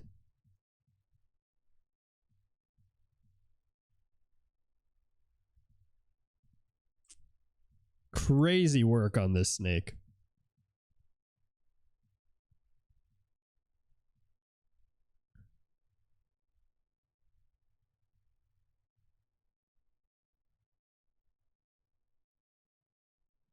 Crazy work. Oh, finish the heads? Oh, shoot, you're right. We should do that. So this right here, insane. Probably my favorite shot of this trailer. Just the breakdown of this snake. And then I think they even cut it. Watch, like right here. They bring that snake whip back in. I think right here. Where is it? Right here. But this looks like a real snake. What do you guys think? Is this like just a video of a snake? Or a 3D model? This seems so real.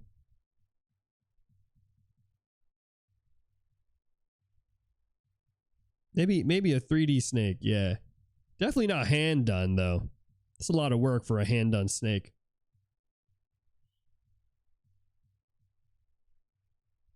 Okay, cool shot there. Boom. And then I think my second favorite shot is when he's running. I'll show you. It's going to happen in a bit.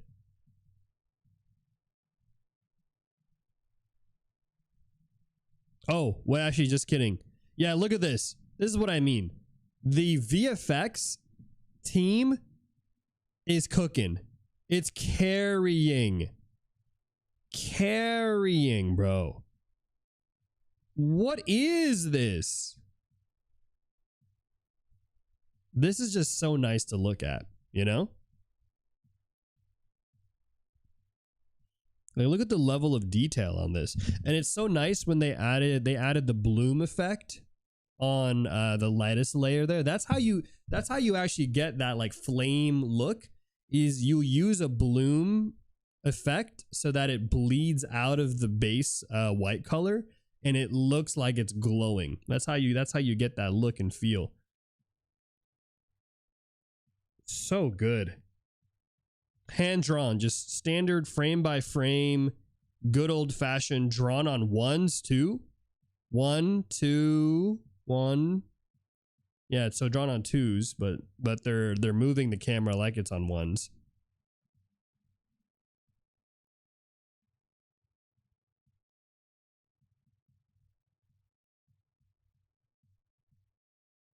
Sheesh. Explosion.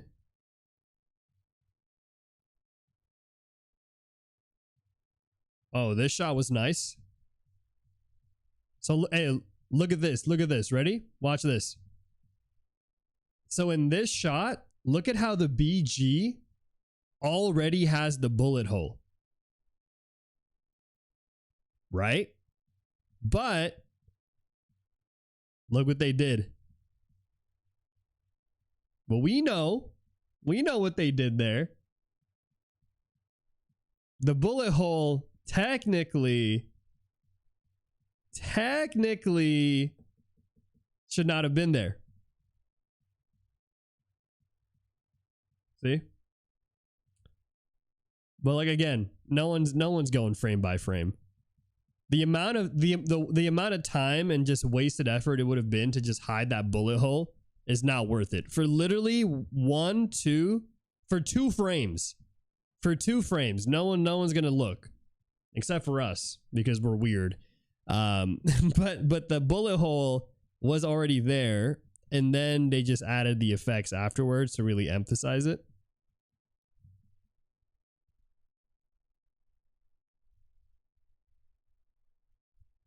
Okay, and then I think where's the scene? There's only one more scene that I really cared about, which I think was coming up. It's coming up somewhere.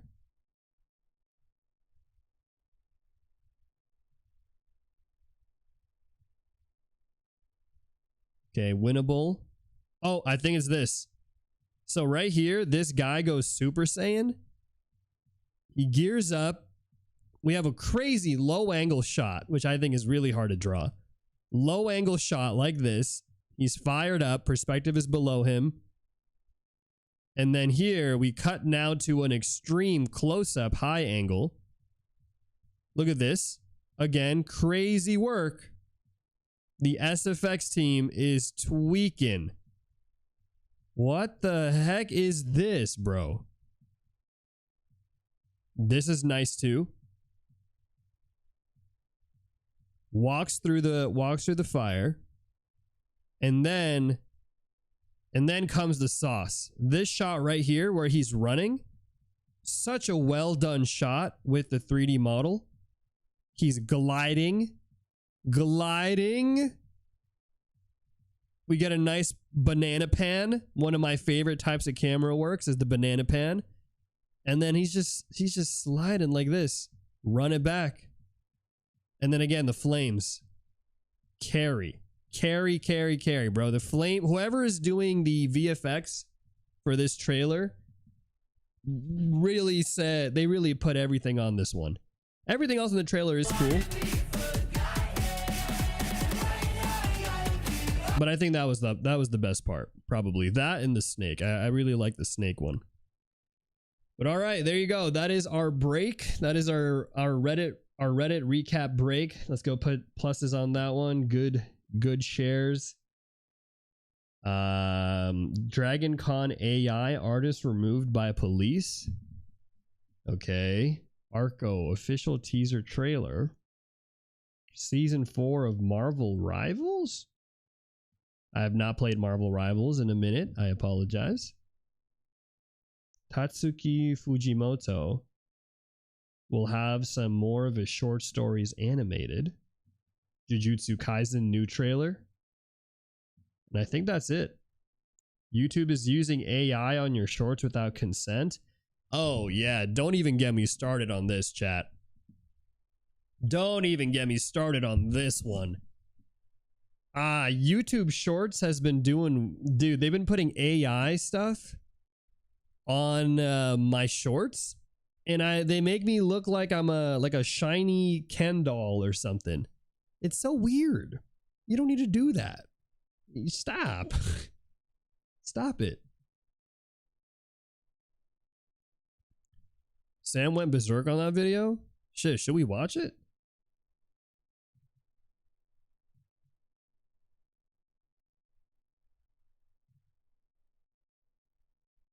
Like, what are they doing?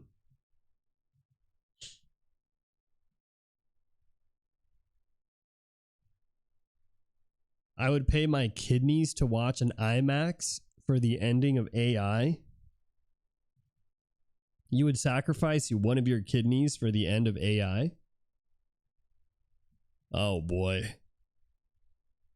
I'm not even going to talk about AI today, guys. My brain's too fried.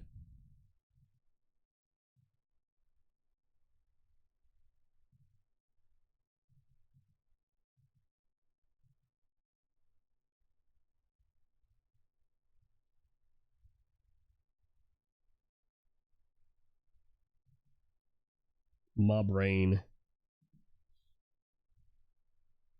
You'd sacrifice both your kidneys? For logo making, especially for a city. Do I have advice for logo making for cities?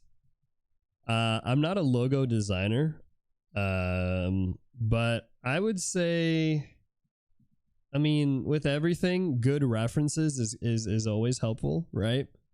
So what kind of city are you making? Is it futuristic? Is it more historical? Is it from a different culture, or a specific culture, or a specific region? Is it a certain part of the city? You know, like, there's a lot there. There's a lot there, I think, to be said. So I would probably start with that first. I'm going to get rid of the box. I'm going to ignore the boxes. Don't do what I'm doing, chat. For those of you who are doing this homework, I definitely want you to take your time and make those boxes look good.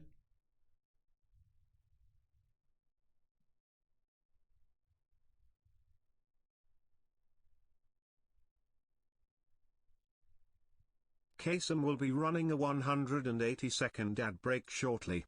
Thanks for supporting the stream.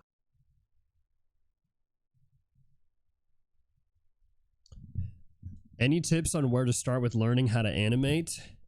Do you want my way of how I learned how to animate, or do you want what I think is probably the more appropriate way of learning how to animate? What are you feeling? What is your vibe?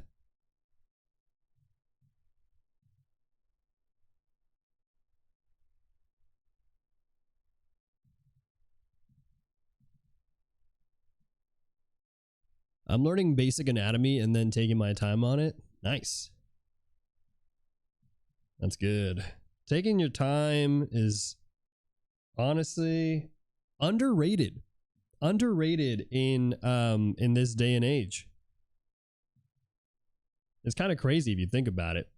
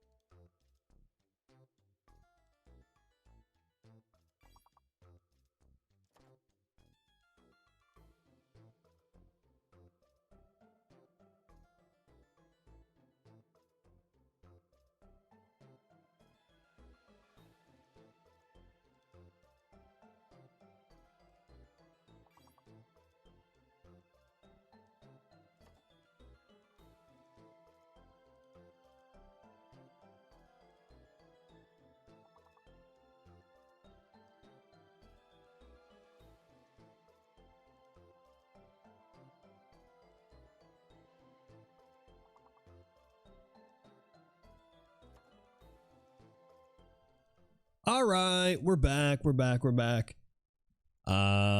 back in, guys. Thanks again for sticking around for the ad breaks. Appreciate you guys. For those of you wondering what we're doing on today's stream, today I'm actually doing the homework for my masterclass bootcamp for drawing heads. I wanted to show you guys that, hey, I'm doing the homework too, you know? But I am doing it a little bit differently from how I want you guys to do it. I'm cheating a little bit because I'm bypassing the boxes and I'm just kind of going in and drawing the heads now. But I would definitely encourage you guys to focus on the boxes, get those to feel good and all that stuff. But yeah, we're just going in, drawing the heads. But earlier somebody was asking what is my way of studying animation and how would I do it? Don't do the way that I'm doing it, because I think the way that I did it is not good. But the way that I did it is I studied animators directly. So I just find an animation that I really like and I try to break it down as best as I can. And then I try to do those types of animations on my own time, right? So I try to see if I can replicate it or maybe do something similar, but you know, using my own understanding now. But that is kind of how I've learned animation, and it's not the best way, I think, because I've totally bypassed a lot of fundamentals That's kind of the big thing is I think it's very important to learn fundamentals, and every discipline has that. So like animation has that as well too.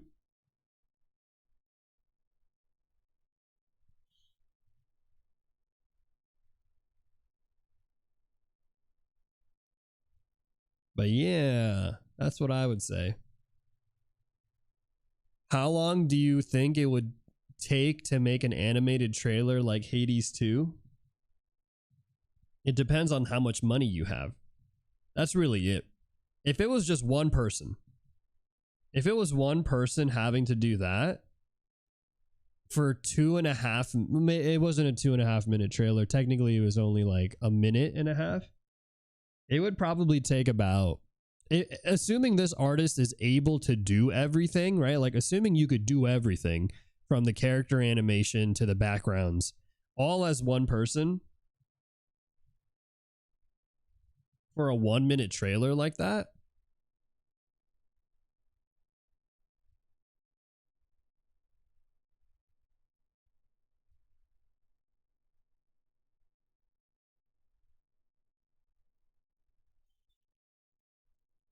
Let's just say for 1 second of animation, it takes you about a week to have it be colored, done, background, composited. It would take about 60 weeks. And that's assuming that everything is perfect and you know how to do everything and you're super efficient at it. Probably about a crazy year for a god tier for a god tier artist who can do everything by themselves. It would probably take a year, not over a year, right? I'd even give it like a year and a half.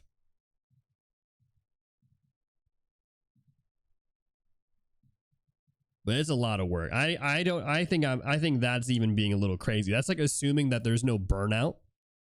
You know, there's no burnout, nothing. You're just like, oh yeah, like I can just do it every single time and I'm just gonna knock it out the park and I know exactly what I'm doing. But I don't think I think it's gonna take much longer for one person. As a team, it depends, right? Because as a team, you can just throw money at the problem. And so you can just say like, oh, well, we need to get this done by next month. Cool. Let's hire 3, 4, 5 animators to go speed up the process. So it depends, right? It's not always like, there's not necessarily a clear timeline. It's really whenever, like, for example, if I were to work with a client and the client were to ask me like, okay, well, how long can you get this done by? Well, I would ask them like, well, what's your budget, right? What's your budget? Tell me how much you're going to pay us. And then from there, I can tell you, because then I have to pay my people, I can tell you how long that'll take. But if someone is like, well, we need it done by in 1 month, right? We need a 1 minute trailer, like the Ground Zero trailer that you did, KSM, give it to us in 1 month. And I'm going to be like, okay, 1 month. Well, here's what we're going to need. You're going to need to pay us this much so that I'm hiring additional people to get it done, right? So that's what I would say.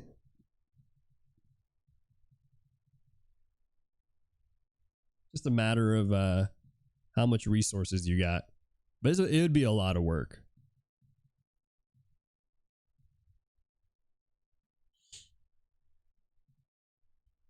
Speaking of a lot of work, doing this and not mirror flipping or not flipping the canvas and not just duplicating the layers has been quite the challenge. But you know what? I'm glad. I think there's no point in me doing exercises like this if I'm not also challenging myself, right? I think for those of you guys, if you're struggling with drawing, you know, heads and stuff, I think it's still worth it to try to draw. All of the faces individually. But if you're having a hard time, I mean, there's no shame. No shame in just duplicating the layers and flipping it and all that stuff. You know, that's okay. But if you can do this, why not?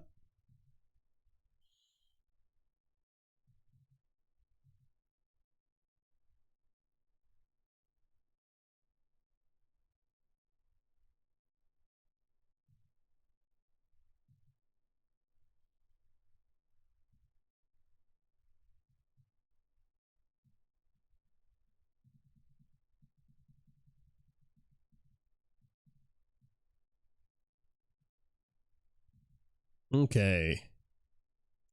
So now that I've done the heads, yippee, I can go in now. And this is my homework submission, right? For the heads homework. Though technically I did ask for one more. I asked for two more, not one more row, either a extreme top down or extreme bottom. So I guess we should do that too, for the sake of things.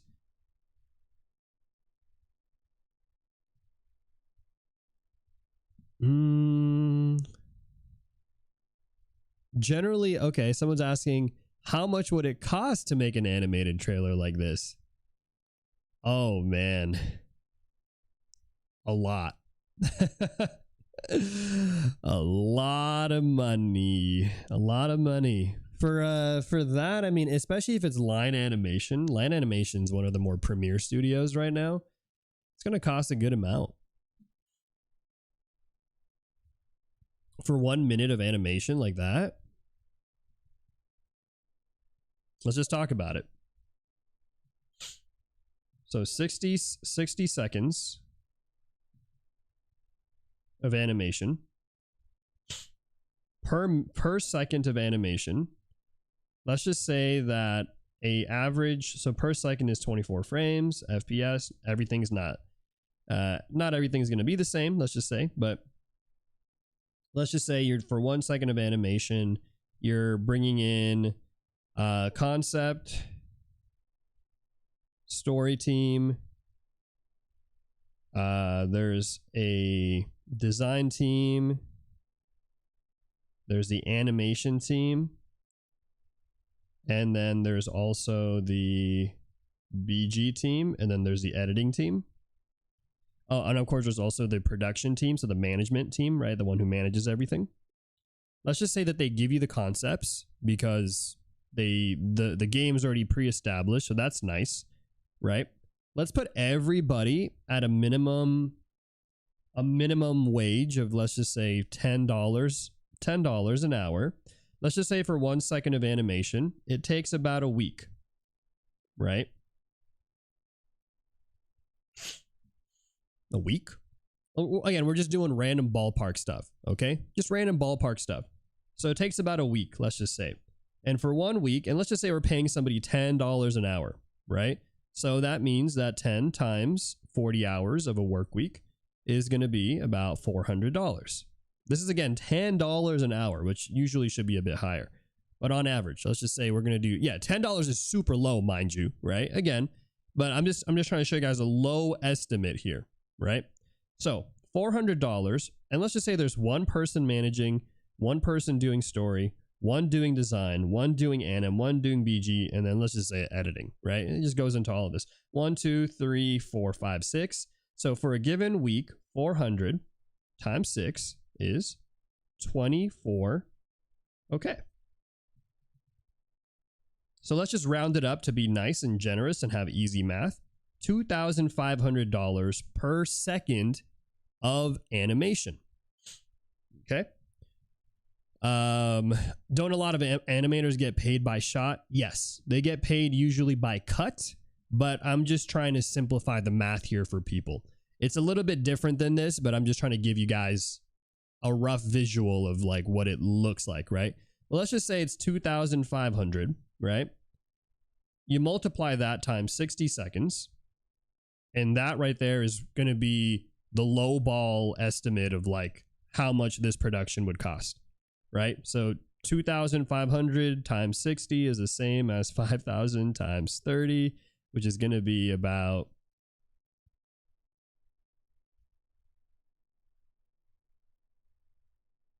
$150,000.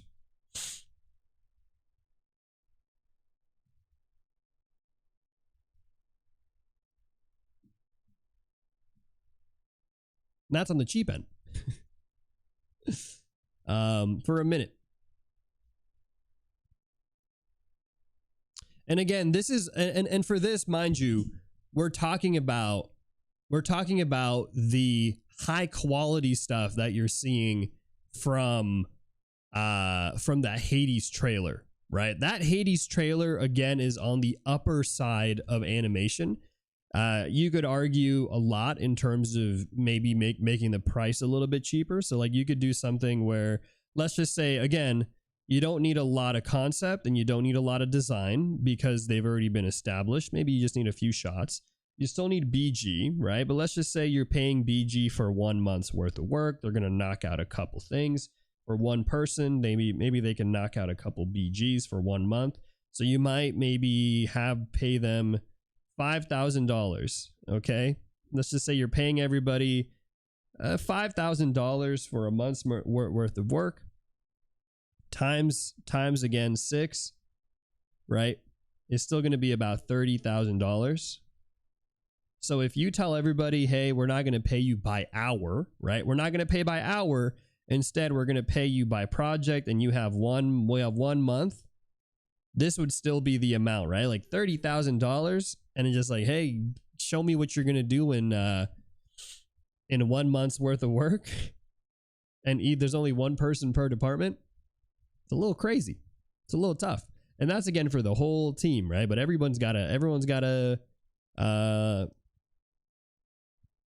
has to be locked in. Mind you, my studio charges a lot less than this. But the reason why is because we're a small team and we're gonna take the brunt of the cost because we want to, establish good clients and we want to get work under our belt. And so technically our studio would probably charge a lot less than what I'm showing you. But if we're talking a studio like, for example, the Line Animation, where they have huge clients, right? Riot Games, Super Giant, whatever have you. They have the option to say, hey, we're a little bit busy right now. If you want to hire us, this is our rate. $150,000 for 1 minute of animation end to end. It's probably a little bit less than that. Again, a good studio should be able to be efficient and find ways to streamline the process so that they're being very efficient with the way that they do things. But it's going to be roughly in that ballpark. Interesting, right? Yeah, like look it up. Like let's just look it up. Let's just see what Google AI says, because I am kind of curious. Let's see what Google AI says. How much would a animation studio charge for 1 minute of 2D animation? And again, it's going to differ, right? It's going to depend on the style. Like, for example, if you're going to do a style like just standard YouTube style animation, you can do it for cheap. But I think for a level of complexity like this, to me, is not counting all the other departments, right? This is saying an animation studio would typically charge $3,000 to $25,000 per minute of 2D animation. But I think this is just referring to, okay, one animation style. Mostly the animators, they're not, I think we have to include other things as well, right? So professional high-end studios will probably charge $25,000 per minute. I can see it being closer to that, right? That's kind of what I showed you guys earlier, which is if you have a bit of a bigger team, right? If you have a bit of a bigger team, you're a little bit more efficient, you parallelize the work, you can charge it for a lot less for a given amount of time, right? You could say like, all right, 1 month, we'll knock out this trailer or whatever, and we'll get it done. It's still going to be around that 25, 30,000 range for a higher production like that, because that trailer's crazy. right? It's not just like still images moving around. There's a lot of drawings that are being done there. But yeah. Does that mean your studio is surviving off of ramen and pumpkin muffins? Yeah. Usually not a fan of Corpse, but being 150K for 60 seconds is wild. So a 24-minute episode would be like 3.6 mil. I mean, think about it, right? Like, think about it this way. Look at Arcane.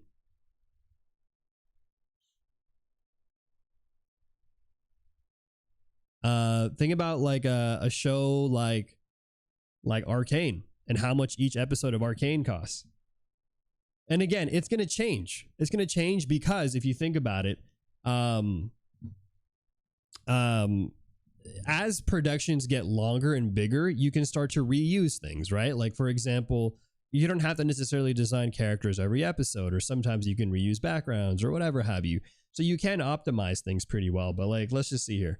How much did one episode of Arcane cost?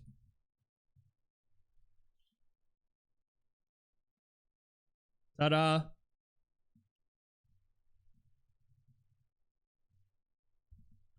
One episode of the animated series Arcane costs approximately $14 million, with the total budget for both seasons and their marketing reaching about $250 million for the 18 episodes. See? Ta-da! 14 million. Arcane episodes run for about, I think, 40 minutes, right? So just do the math on that, I guess. 14 million divided by 45 minutes of animation. That's about roughly about $300,000 per minute of animation. Mind you, that's 3D, right? So it's a little bit more expensive. But yeah, animation can be pricey. That's why I do think there's a lot of like things that studios are trying to do a bit more. Like, I think the usage of AI is unfortunately one of those conversations that's being had by studios, though I don't think it's the right direction. I think the use of 3D models or 3D modeling and 3D programs in 2D animation workflows, I think is great. It's something that my studio is trying to utilize a bit more as well, right? Besides the animators, where does all the money go? Well, I broke it down, right? There's more than just animators.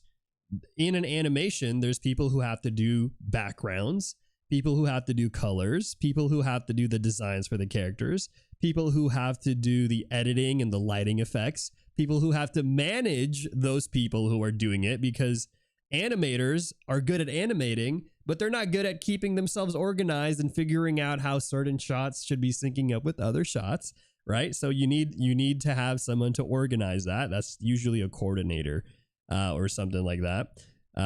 Artists are good at designing, right? Artists are good at doing art.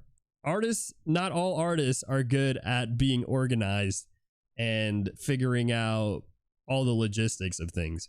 So, yeah, right. That's kind of what I'm trying to get at is animation is not cheap. But with all that being said, I do think that there are opportunities to try to streamline the process of animation, while still retaining the quality and hopefully not just making it cheaper to make, but making it more lucrative too for artists. Because that's the big thing, right? Is like, imagine if somebody was like, hey, you know, we can give you $25,000, and if a team found clever, smart, and I think really good, like not even legal, but just like morally as artists, good ways, then that $25,000 can be split amongst less people. So then artists get paid more, you know?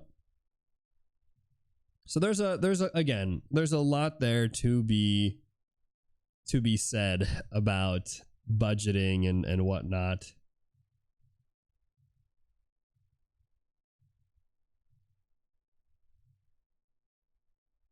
We're not going to do skulls today.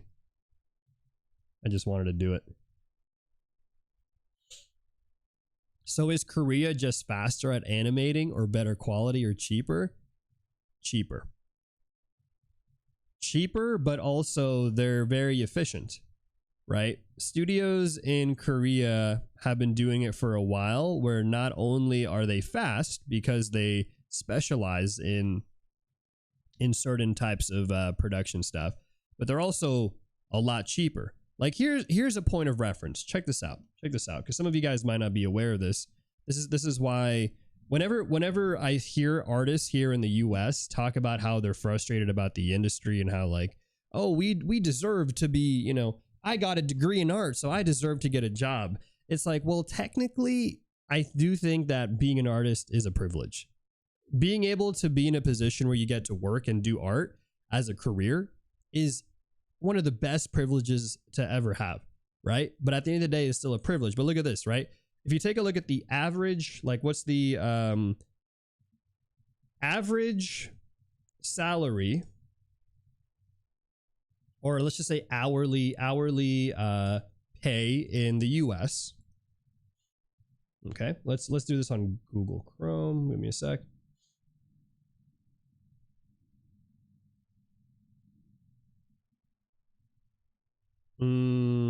Average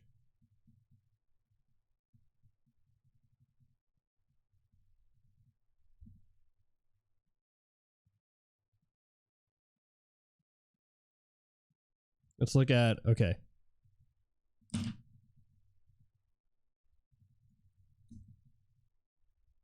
Okay, so the average salary in the US is $40,000. Let's just say average salary in India.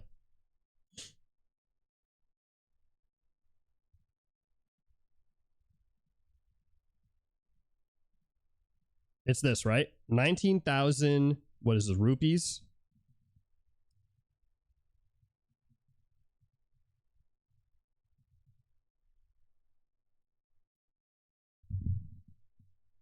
Hold on, let's do it by annual.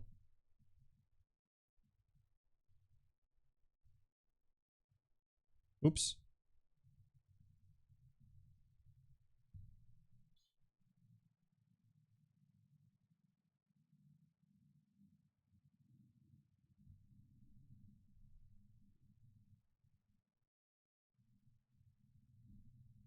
Okay. You see the difference? So the average salary, right, in the US is, what was it again? 30,000, 50,000, 50,000 maybe? I forgot. Does anyone remember the number? 50,000? Whatever it is 2,600. Oh, 40,000. Okay, so right. So take a look at that, right?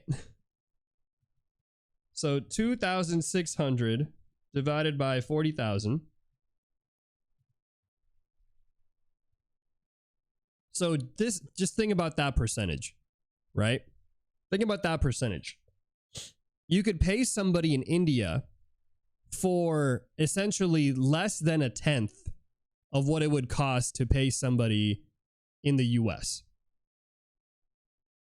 Right? And the same applies to for going to a country like Korea.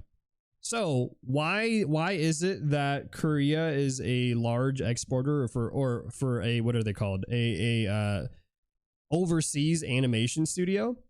It's because their overall, again, obviously India is a little different, but like their overall average income is less, right? So over there, if you go and pay for, oh, what's it called?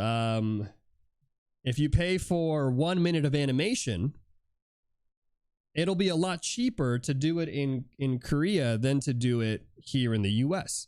So earlier we talked about $10 an hour, right? And we said, somebody in the chat said, whoa, that's so low. Here's the thing. In India, somebody might be getting paid $1 an hour, right? So in India, you can get 10 animators. Mind you, the quality will vary, right? That's a different thing, right? But you can get 10 animators versus the one animator here in the US.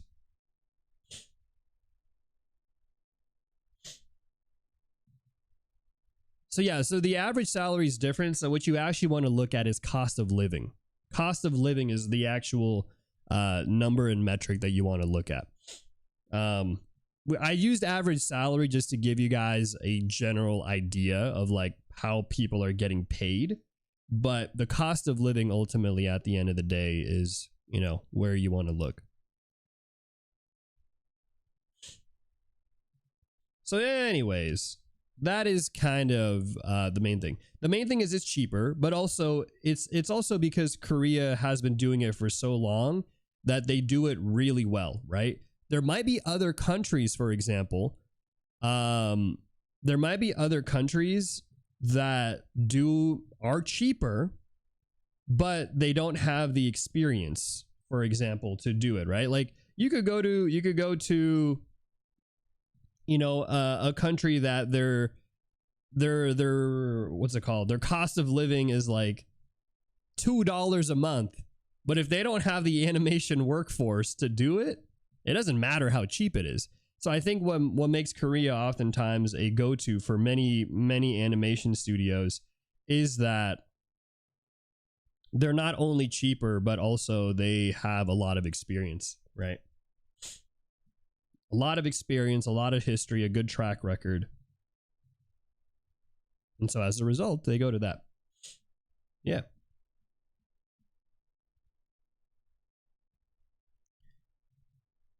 But it's interesting. It's tough. It's tough as a studio owner, right? Myself, this is something that I think about a lot. I think a lot about budget. I think about how much it actually costs to produce an animation. How do we make it a little bit cheaper for ourselves? Like what part of the process can we make a little bit cheaper, but then what parts of the process can we, you know, like we absolutely have to pay this amount for? So it's a bit of a challenge. But usually, like for example, when we talk about Arcane, right? And you notice how we said Arcane costs $14 million per episode. The thing is, a platform like Netflix, dude, that's like child's play. $14 million, $200 million for a company like Netflix is child's play. Because for that studio, Netflix, you guys have to think about it this way. Netflix is not a production studio. Netflix is a tech company that also has a production studio pipeline for animation, feature film, live action, and all that stuff. But they're a tech company first. Their primary business is getting people to subscribe to their online platform. Right? Yeah, they're a distribution base. That well said. They're more of a they're more of a publisher, but at the end of the day, they're a tech company. And on top of that, they also have things like for example, how they do video compression and all that technology. They also sell that stuff too, right? You like us as general consumers, we don't care or even need to know about that stuff. But in the tech world, that is also stuff that they sell. They probably have proprietary technology on how to do streaming and how to distribute video and whatever have you. So for them, they can pay that much for certain things.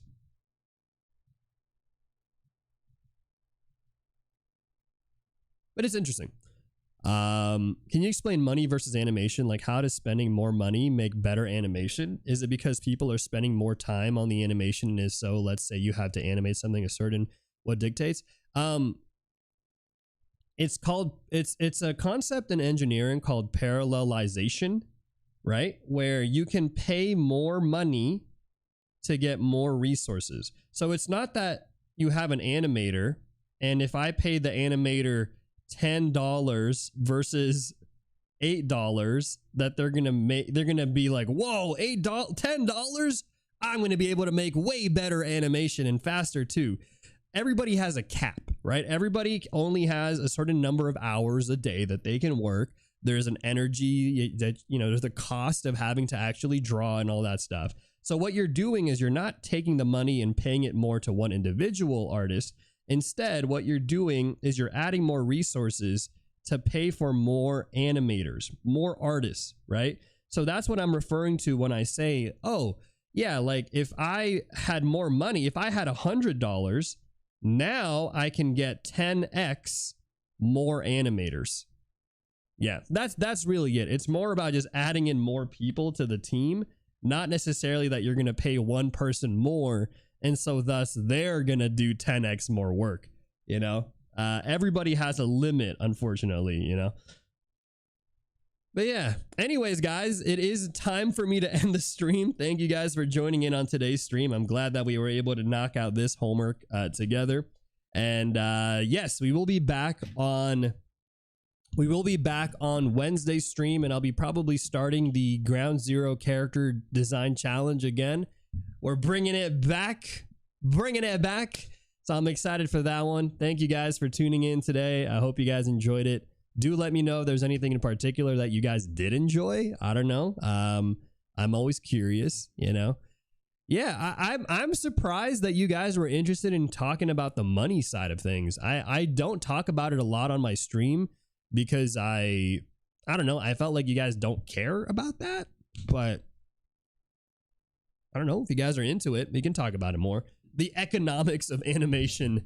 Oh boy, oh boy. If someone asked you to create a 1-minute trailer, what would be the approximate amount you would charge? We have been asked this as a studio, actually. We have had clients ask us this very question. How much would it cost to do 1 minute of animation?